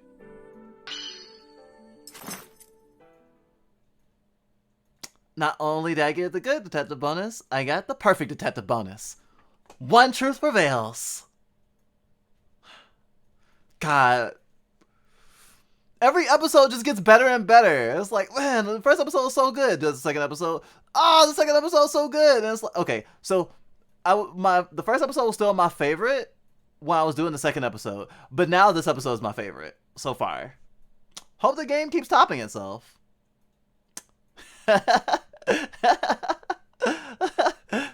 Self-doming. If something's topping itself, is it a sub or a dom? Huh. Weird riddle.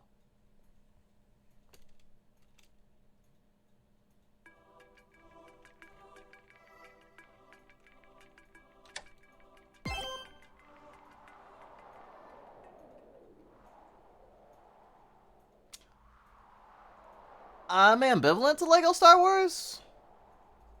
I'm interested in playing like the Lego, maybe the Lego like Marvel games.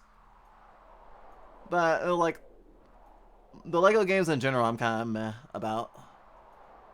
Not to say they're bad. I just don't have like a big passion for them. I've never played the any of the Lego games outside of like being at a friend's house or like a relative's house as a kid and playing it for like a single day. I know they just released like the Luke Skywalker trilogy or something, right? I know I've seen it somewhere on my feed on Twitter or Humble Bundle or something.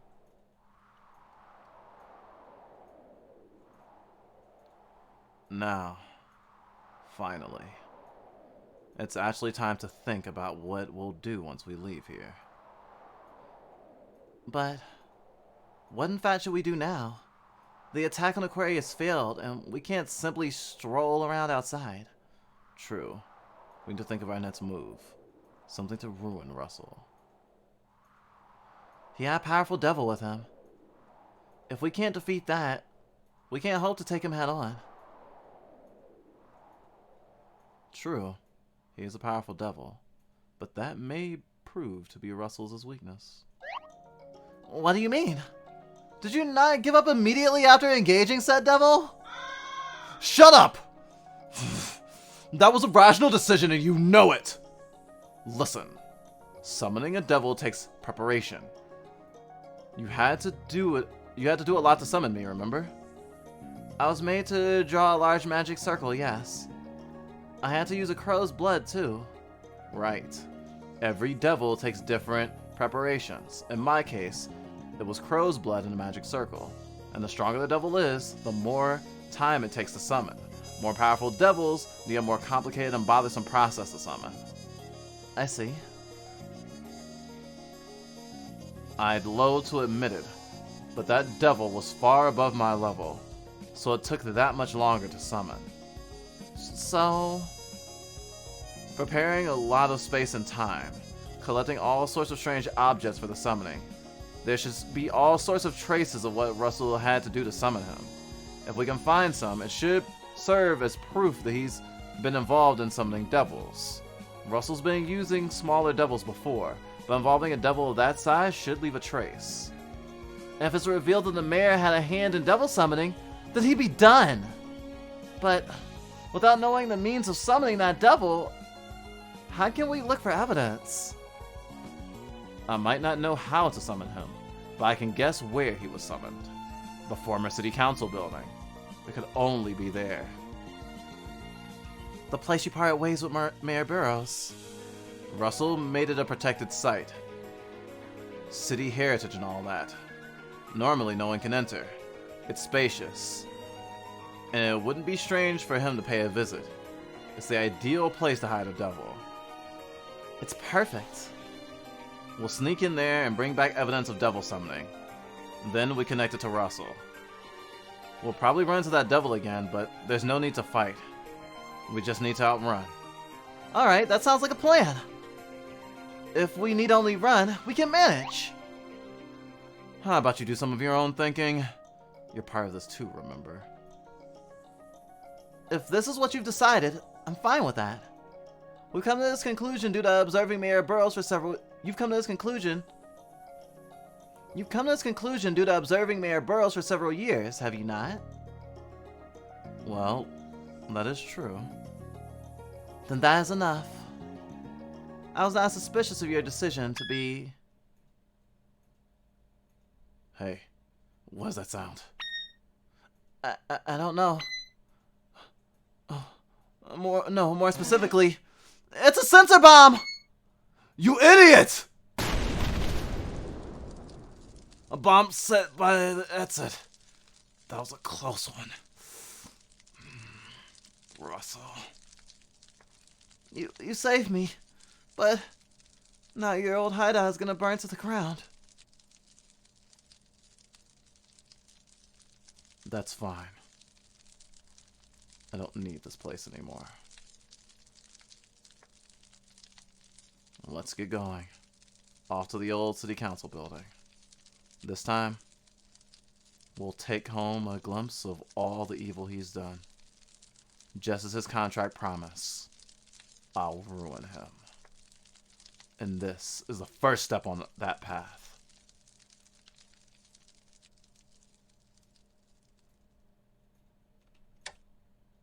Not over yet.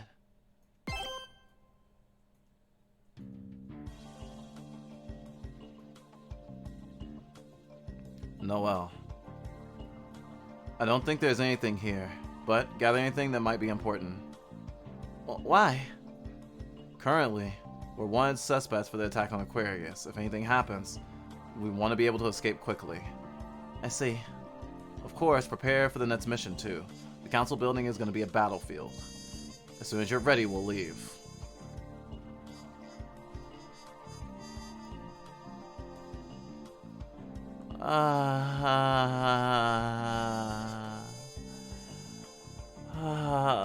So much tension melting away.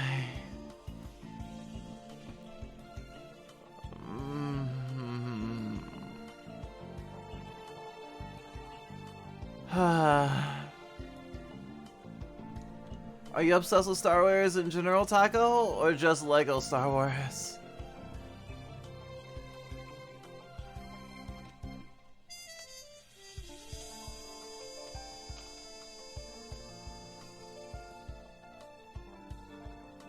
No time to get all that sentimental yet.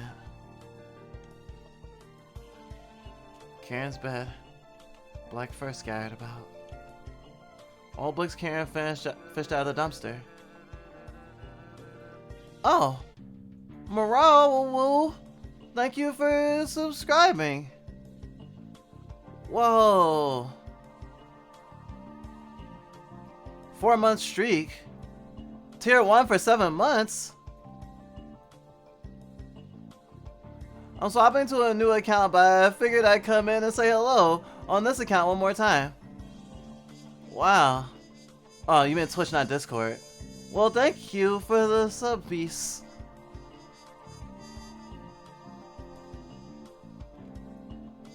Oh, this is your 7th month of subscribing 4 months in a row. I thought you just subscribed for 7 months at a time. I was like, whoa.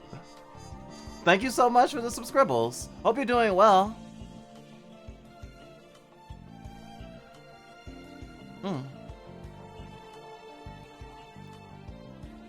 Star Wars in general, specifically the first 6 movies.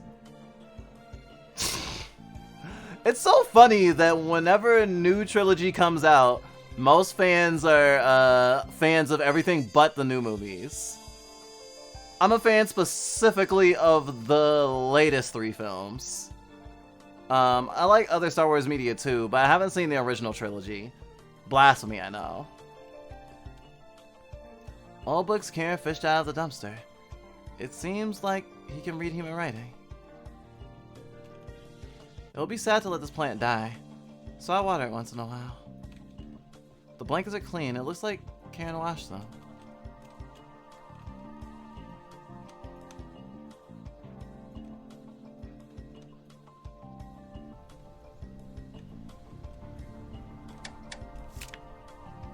Welcome, welcome.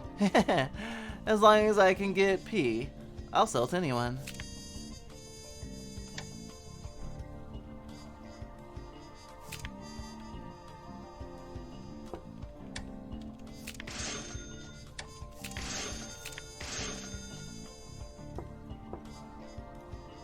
Okay, so this is gonna end with a boss battle, I'm assuming. Come again to this shop. That's definitely run by a human. Yeah, it's run by a devil.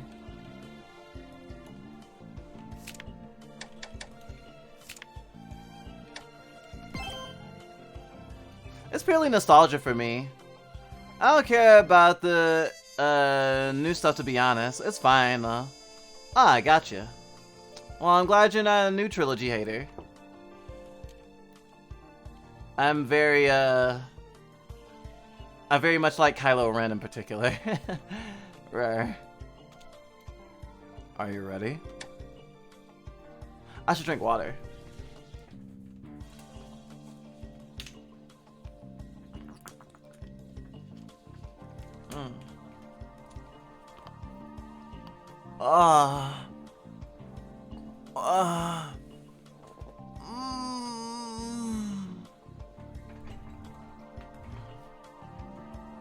You don't have to be an idiot to not like the newest films. I mean, as long as you're not someone who doesn't like them for political reasons. Okay. Let's just confirm, our goal is to find traces of Burroughs having summoned the Great Devil.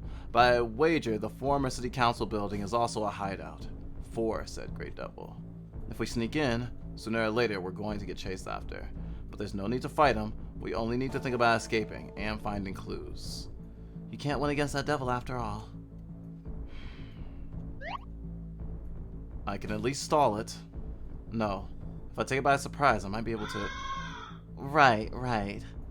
So, we won't try to fight it. Would traces of devil summoning be magic circles? Blood? Something like that? Yes. Take anything suspicious. For magic circles, wiping the paint with a handkerchief is enough. We can decide whether or not it will be useful in taking down Russell once we're back. I understand. So there's no need to stay long. Quickly in, quickly out.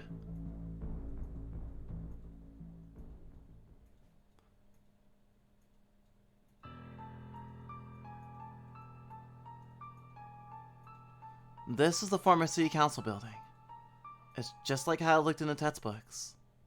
Other than this atmosphere, of course. I chose midnight just in case. But they'll find out we've snuck in right away. We need to be extremely quick, yet quiet. We don't want to run into that devil. I know. Then let's go.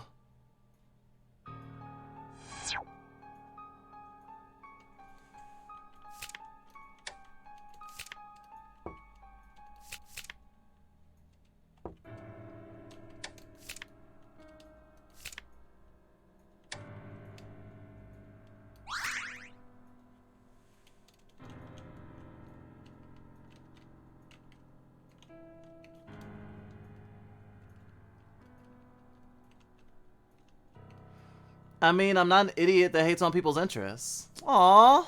Meow.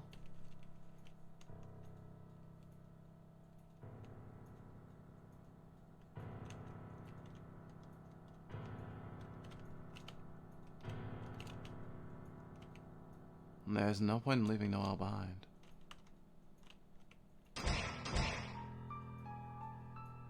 The front door to the assembly hall won't open. It's not exactly locked, but rather boarded up.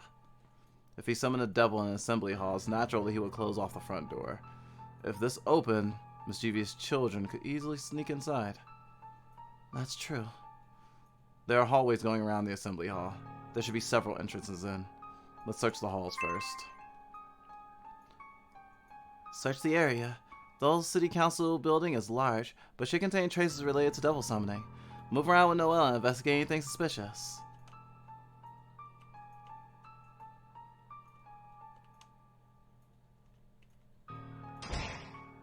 Locked. Could be open with a key.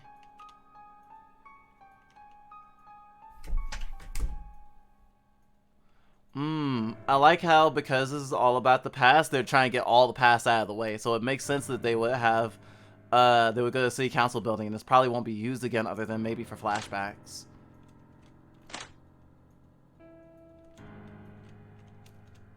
So it started off kind of bodily, but now it's not. There's something behind this plant. Let's move it and take a look. It's a machine that takes a password.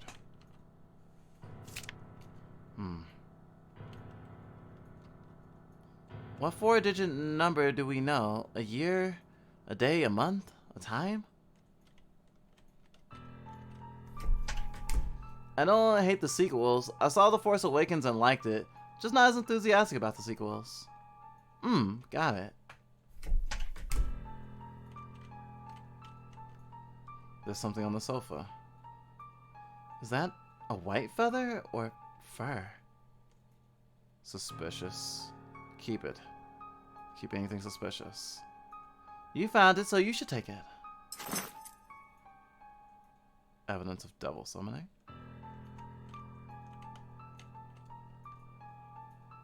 There's a key inside the drawer. Silently reflecting light.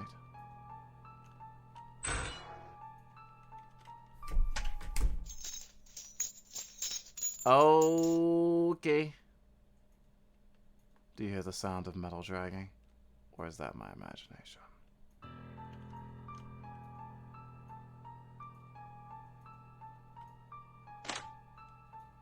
Open the door with random key. Kieran, there's a strange pattern here. Could this be part of a magic circle? Let's see. A fourth outer support ritual. It's a larger one, too. Hard to believe Russell would make a deal with that devil himself. Then, to help a scapegoat. Hey, let me in on those thoughts! So I should keep this as well, right? Yes, wipe a little bit off. This is part of a larger magic circle. You draw this around the main summoning circle and it briefly seals the summoned devil's power. Ah, so the circles are customizable. But for what purpose? I didn't have to draw anything like that. A devil might kill the summoner if they're not to their liking. It's insurance for more savage rituals. I could have used something like that. I'm not savage! Well, you almost killed me! Evidence of devil summoning.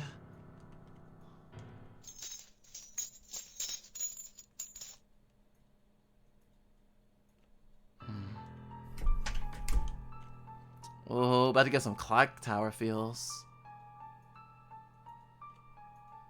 These lead to the second floor. Let's search the first. Shut.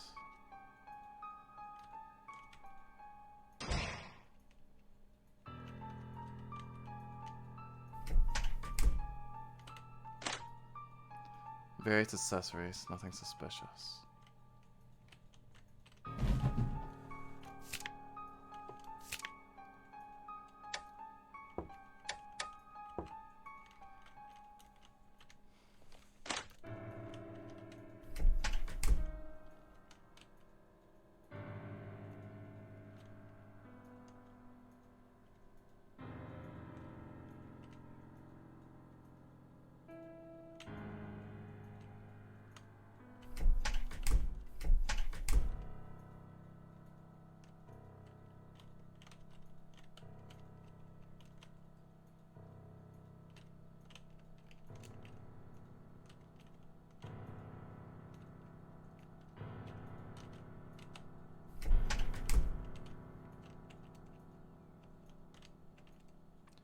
The clock is completely stopped at this time.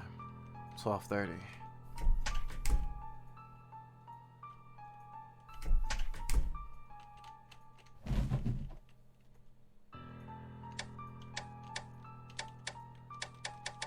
Wow, I got some Resident Evil inspirations here, huh?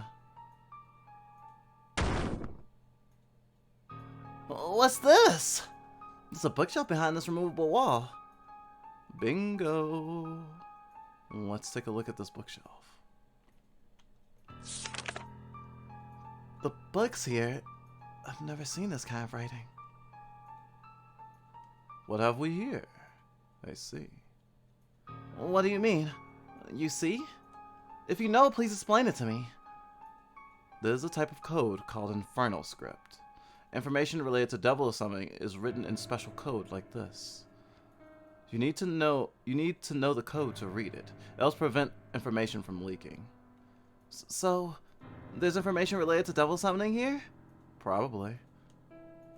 But there's many types of infernal script as there are devils.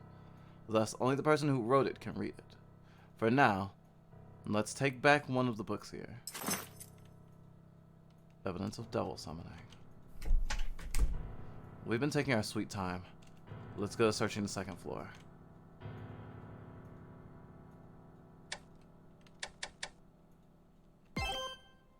Wow, got around out of safe spot, son. Huh? What the? The lights turned off. Oh, they came back. Sheesh, what's going on?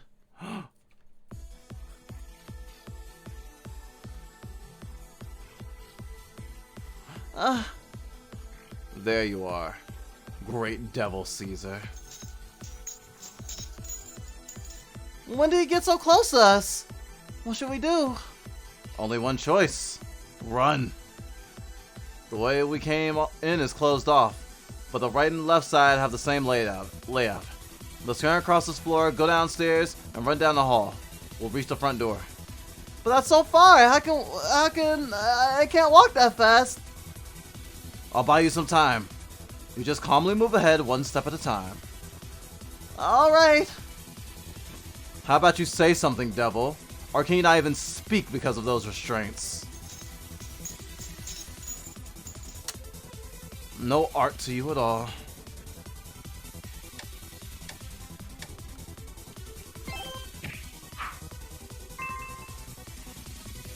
Though Noel is scared, she'll try her best to hurry, but her legs are artificial. Unless Karen holds up the Great Devil, Caesar will catch up to Noel. Move plants, shells, or even yourself to block the Great Devil's path to slow him down.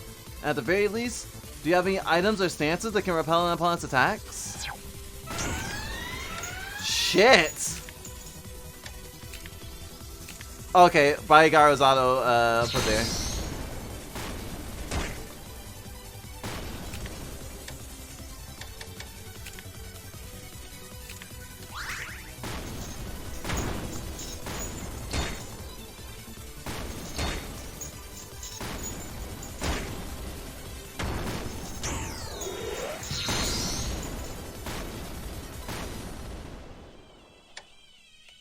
Oh boy.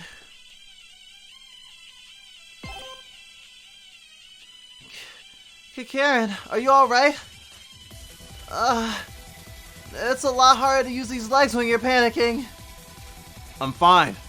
Worry about yourself, he's still coming. Is he walking to match our pace? You've gotta be kidding me.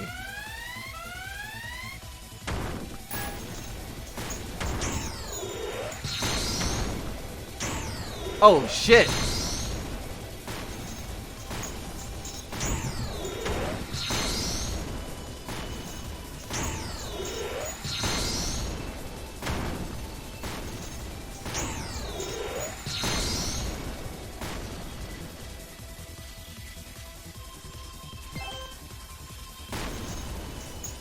He won't give up. We won't make it at this rate. Noel, go to the exit first. I'll grab his attention and take him upstairs. But you weren't able to defeat him last time. I didn't say I would fight him. If I keep protecting you, he'll end up cornering us. I don't know how far I'll be able to lure him, but we're both great devils. He can't just ignore me. Your job is to bring the evidence back safe. You do what you can. Escape.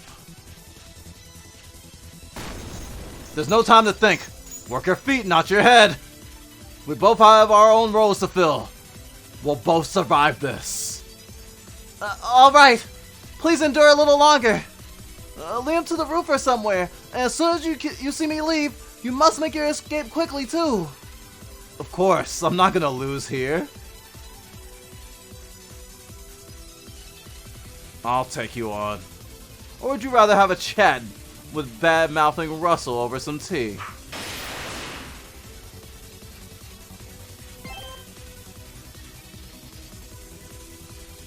I must quickly escape and let Karen get away. He can't last long against that devil.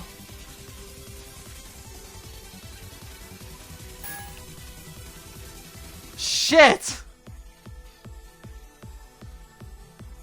Huh? Mayor Burroughs! Of all the times! Intruders. At this hour? I had a feeling you'd be here, Noel. And you are. How bold of you to come all the way here. Ah, fuck! Now I'm cornered too. Huh? This door is open. I can't get caught by Mayor Burroughs now.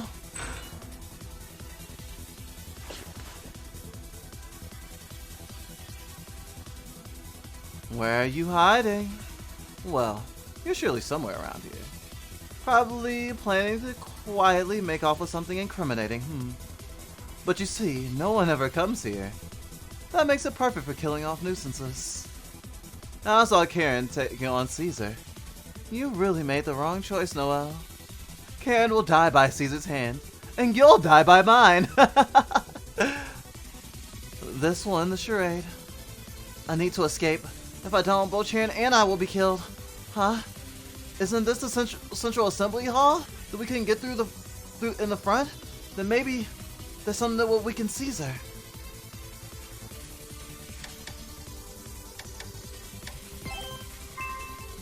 Burroughs has a gun. Noel does not.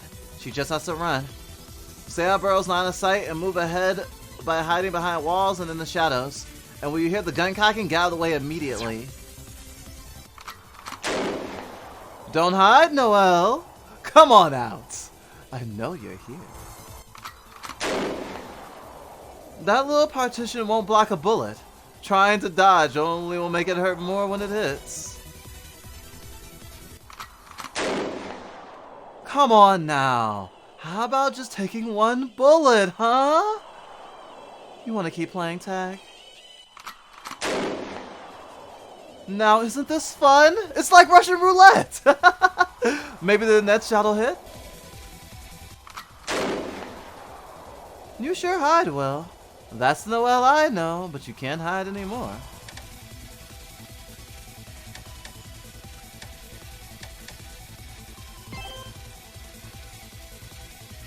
What's wrong, Noel?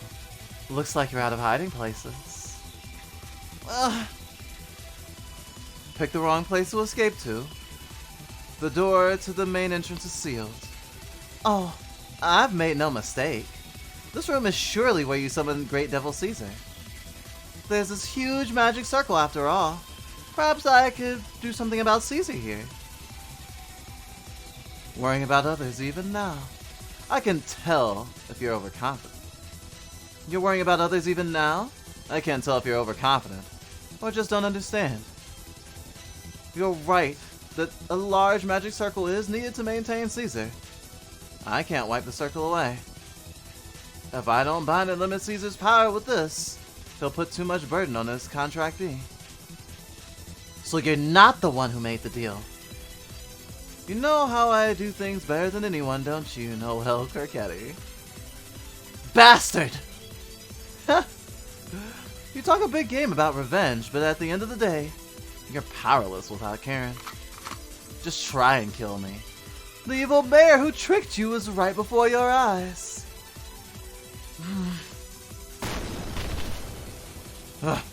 His hits are too strong. It doesn't look like Noel's escaped yet. I'll need to distract this guy for a little longer. He hits hard, but the restraints are slowing him. If I play my cards right, I might have a chance. Now's the time to fight.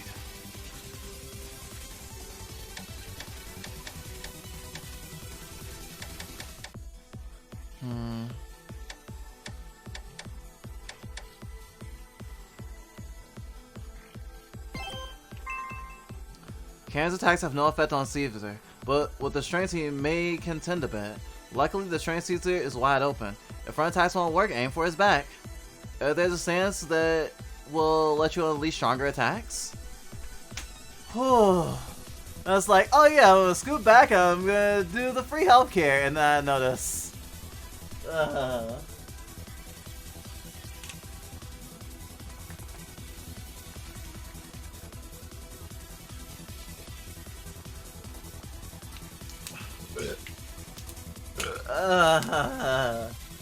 Bad girl! Lillian watering me so much. Oh, bully. Yeah. You're lucky I like you. Dork.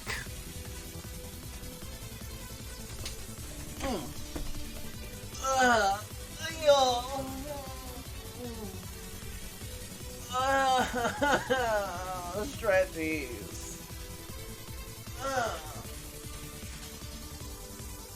My hands smell like syrup for some reason. I haven't even eaten any syrup today. What's that about? I guess I'm getting all sappy.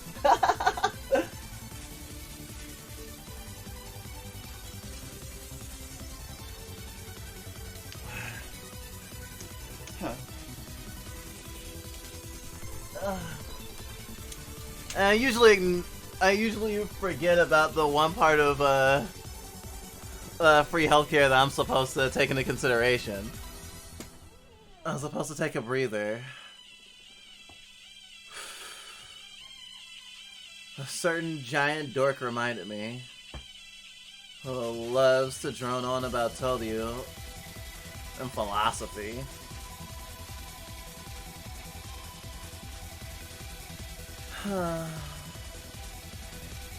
Is my seat wet? It is, but I think it's with sweat, not pee. Pretty sure.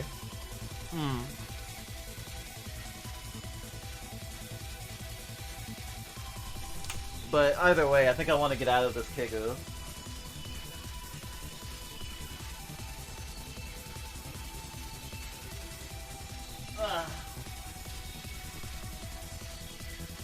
Hope everybody's doing saugers.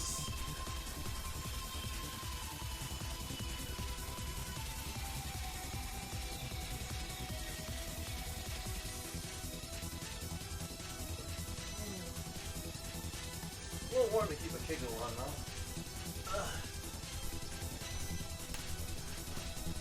Big t-shirt and underwear. Perfect uniform.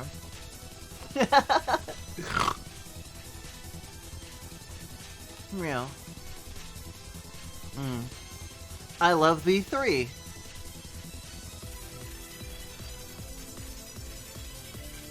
Is there a stance that'll let me unleash stronger attacks?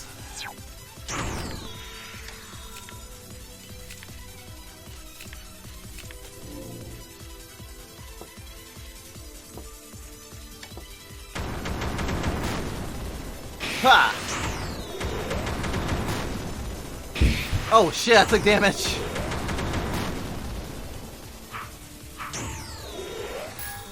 Oh shit, oh shit, oh shit!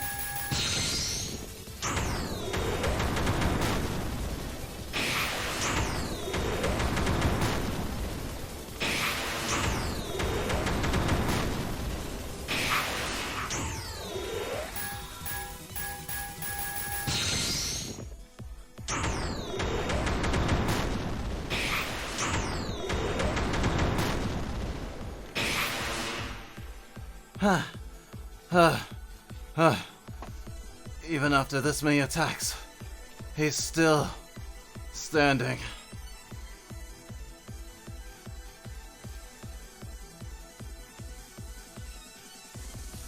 Are you done?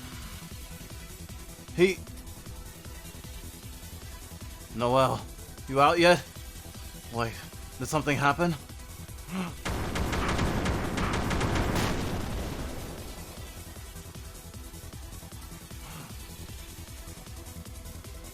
I need to create some distance now.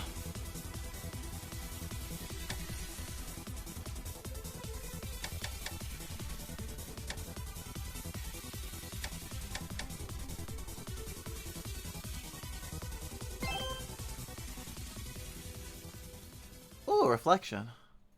Underwear cringe. Oh, are you saying that because diapers are uncringe? Don't worry, I consider diapers underwear. I would never stream while unpadded. That just sounds like the worst thing in the world. Pee overflowing. Thy piss runneth over. Although I am wearing big girl underwear over them. You know, because style.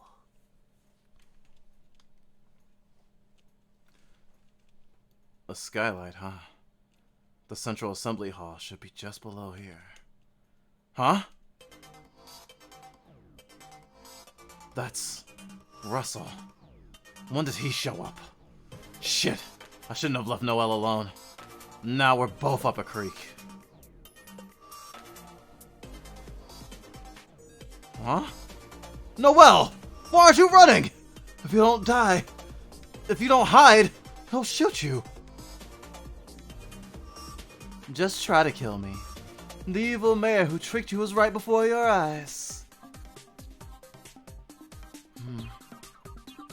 Mayor Burroughs, you are nothing but a coward. What? That's what I've wanted to tell you ever since I learned of your past with Karen. From what I hear, you were quite cavalier with Karen before, but all told, you're just a coward. Afraid of paying the price, so you betray everything to survive. So, Karen spoke about her past. Sniffing into people's lives isn't very becoming. Until now, I thought you wanted to control everything because you had a devil's arrogance. But I was wrong. You want to look down on people because you're afraid. You're afraid of being betrayed. So you use others and throw them away. My, you misread me. My ambition is nothing so pathetic. No, it's true. Even now, there's nothing you fear more than being ruined by Karen and I. You're casting away a partner you shared joys and sorrows with, telling yourself you had no choice. And I will not lose to such a coward.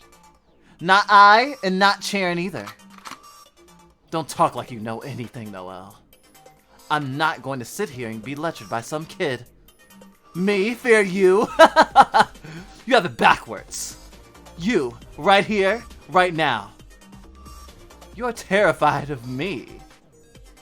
You're so confident. Go ahead, try. Ask for Karen's aid and turn this around. Ugh.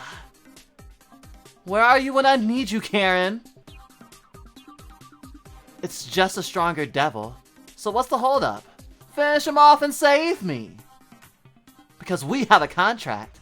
And if I die, so do our principals.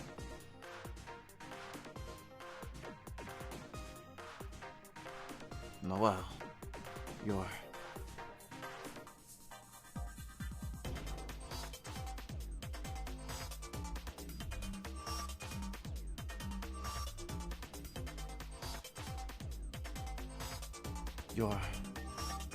You're not going to run? So the very situation I ran from,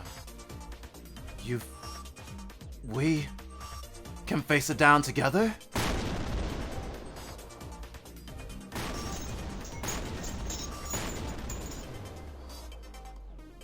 Now, it's the end.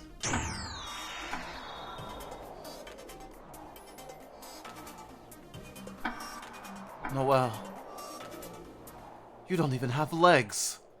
But here you are being reckless.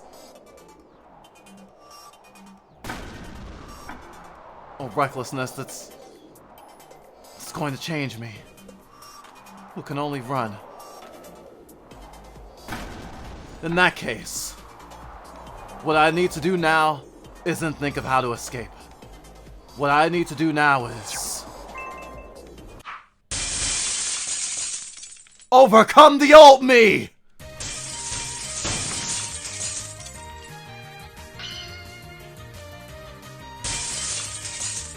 What? Karen! Move!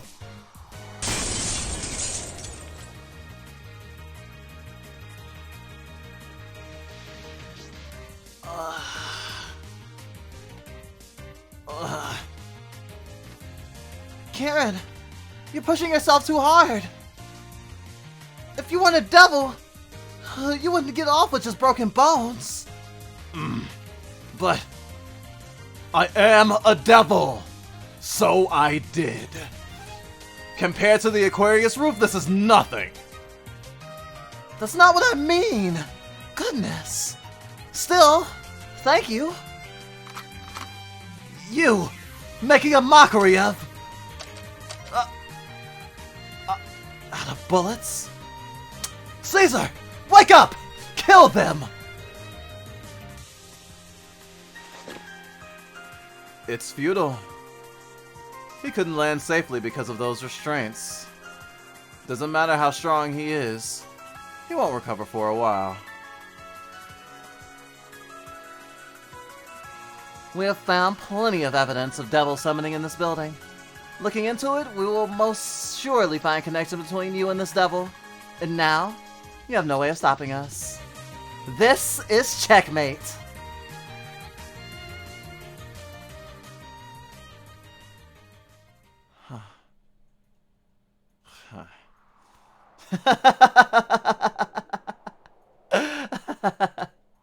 From traces of a devil summoning? Go ahead, try if you want. You won't find anything. Karen, you broke the skylight quite dramatically. Have you forgotten where we are? A cultural asset, right in the middle of Lafayette. It may be late, but such commotion will be fatal. How long will it take for the police to arrive? You can't talk your way out of this one. It would be trifle to kill you here and escape. But you can't do that, see? Don't think I haven't changed. If it's you, you're paying with your...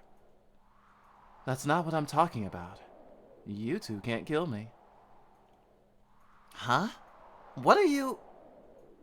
Noel Crichetti, you simply cannot take revenge on me.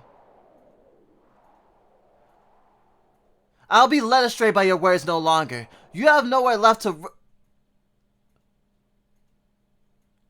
Stop, Noel! You can't throw yourself away anymore!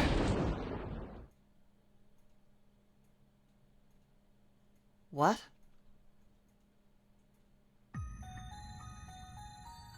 Nothing comes from revenge.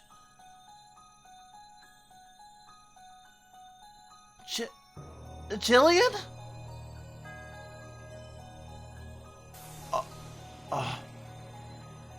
Allow me to introduce her. This is a ceremonial pianist and partner to great Devil Caesar, Jillian Littner. What's your paranoia? Jillian Littner.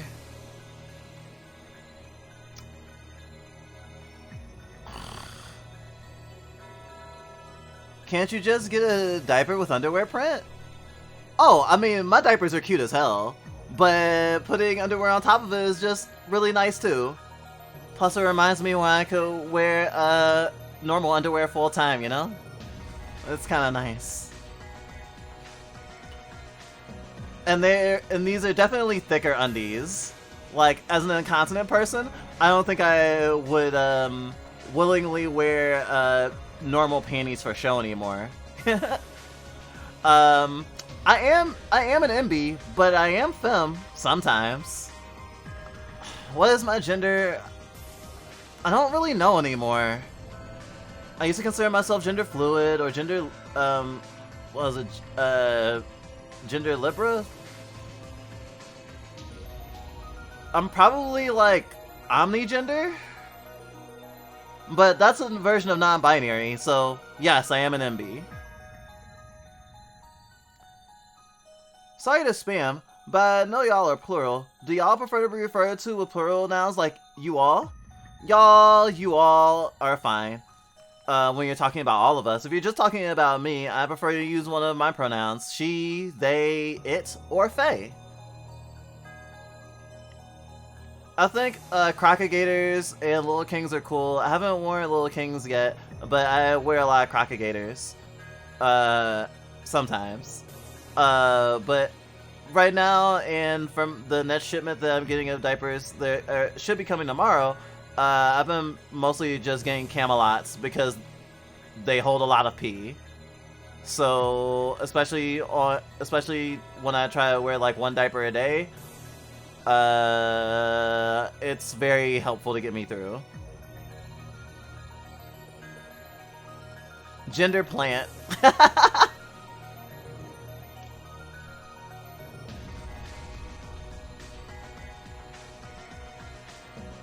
I've been trying to discover myself, and I might be a little femme leaking. Femme leaking.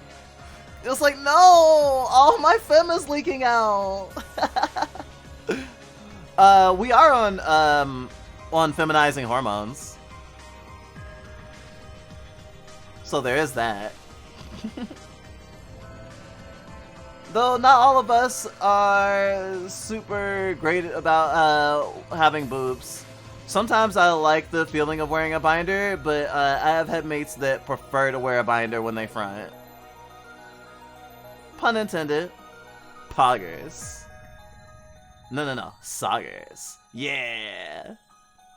Alright, let's finish this episode out. When it was revealed that, the Caesar wasn't the partner of Russell, I was having an inkling that it may have been Noel's best friend. Which is who that is who just walked in the room. gosh. I wonder if we'll eventually be able to get her on our side. Weird that she's a villain. Very weird. I wonder what lies Russell told her.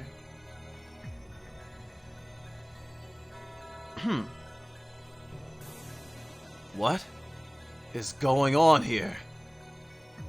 Noel, you shouldn't try to get your revenge on Mayor Burroughs. Look at you now. Your body is in such a state. You're making a deal with that devil. You're fighting against such dangerous battles, and now you're a wanted criminal. If you keep involving yourself in the darkness of Lafayette, you'll only destroy yourself. It's time to stop. Stop with revenge. Forget the painful past and live out the future you still have. What are you talking about, Jillian? What are you... You have a devil. Why are you with Mayor Burroughs? I'm sorry, Noel. You must be confused. But I knew that if I didn't do this, you would go even farther away with that devil. So I got to thinking in the hospital that I had to save you. And I made up my mind to do this.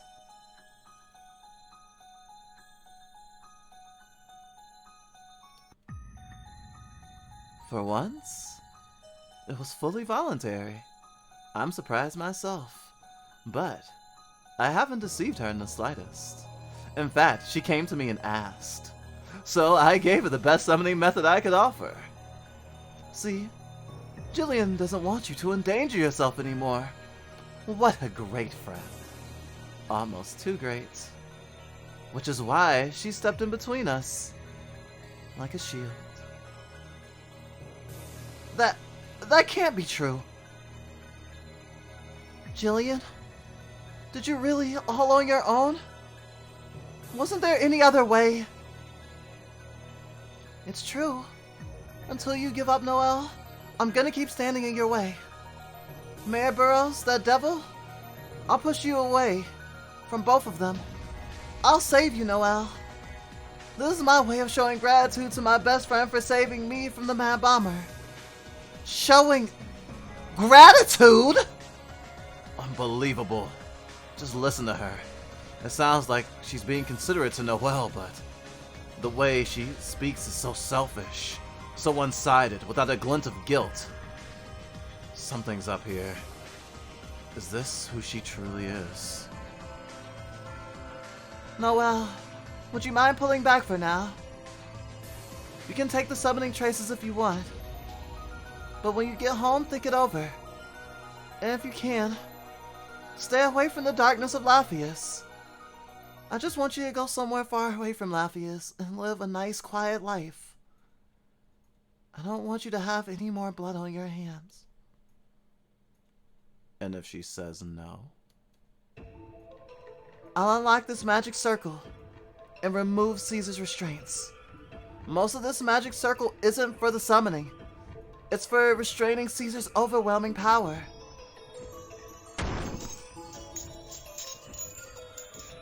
He fell round his back, but he can stand already.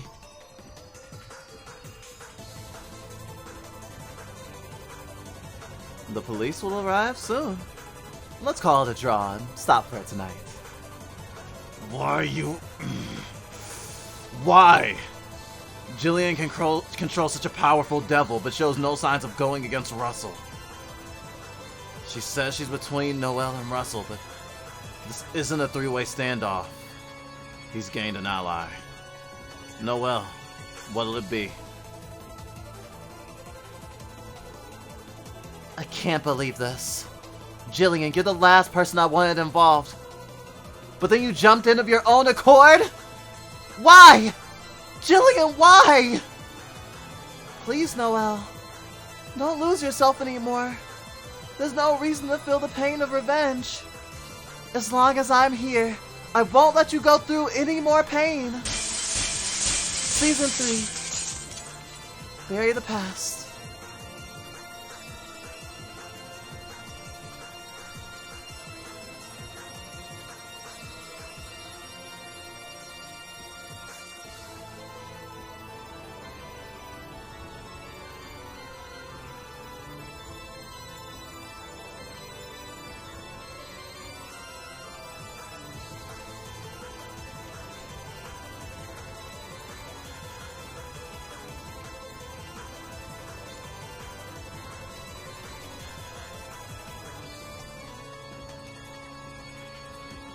Noel and the Mortal Fate Season 3.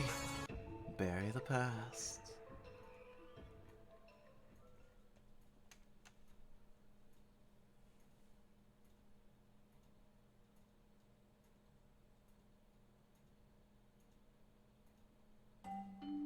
Damn. No after credit scene. I wonder if the next episode is gonna pick up right where this one left off. Well, I guess we'll find out next Friday, won't we? Gosh. Gosh. Double double double. Double double double double double.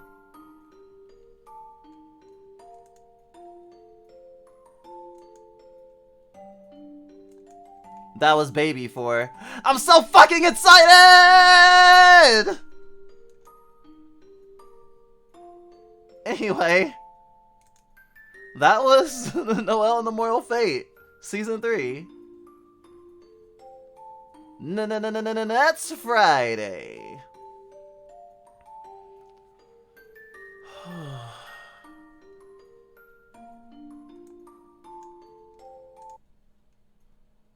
So yeah, if you want to go ahead and play it on your own, not that I would mind. Oh, this came out in 2018, not 2016. It's on Steam for $15. I always like to remind people of that, not because I don't want people to watch my streams, but because I like introducing people to cool games. And like, if I wasn't a streamer, I would probably just beat it all like within today and tomorrow. I would probably play like 2 more episodes today and then finish it out tomorrow. But cheating it out a little bit is nice too. Dragon fruit is adorable. Can I suggest a raid? Sure. Piss raid.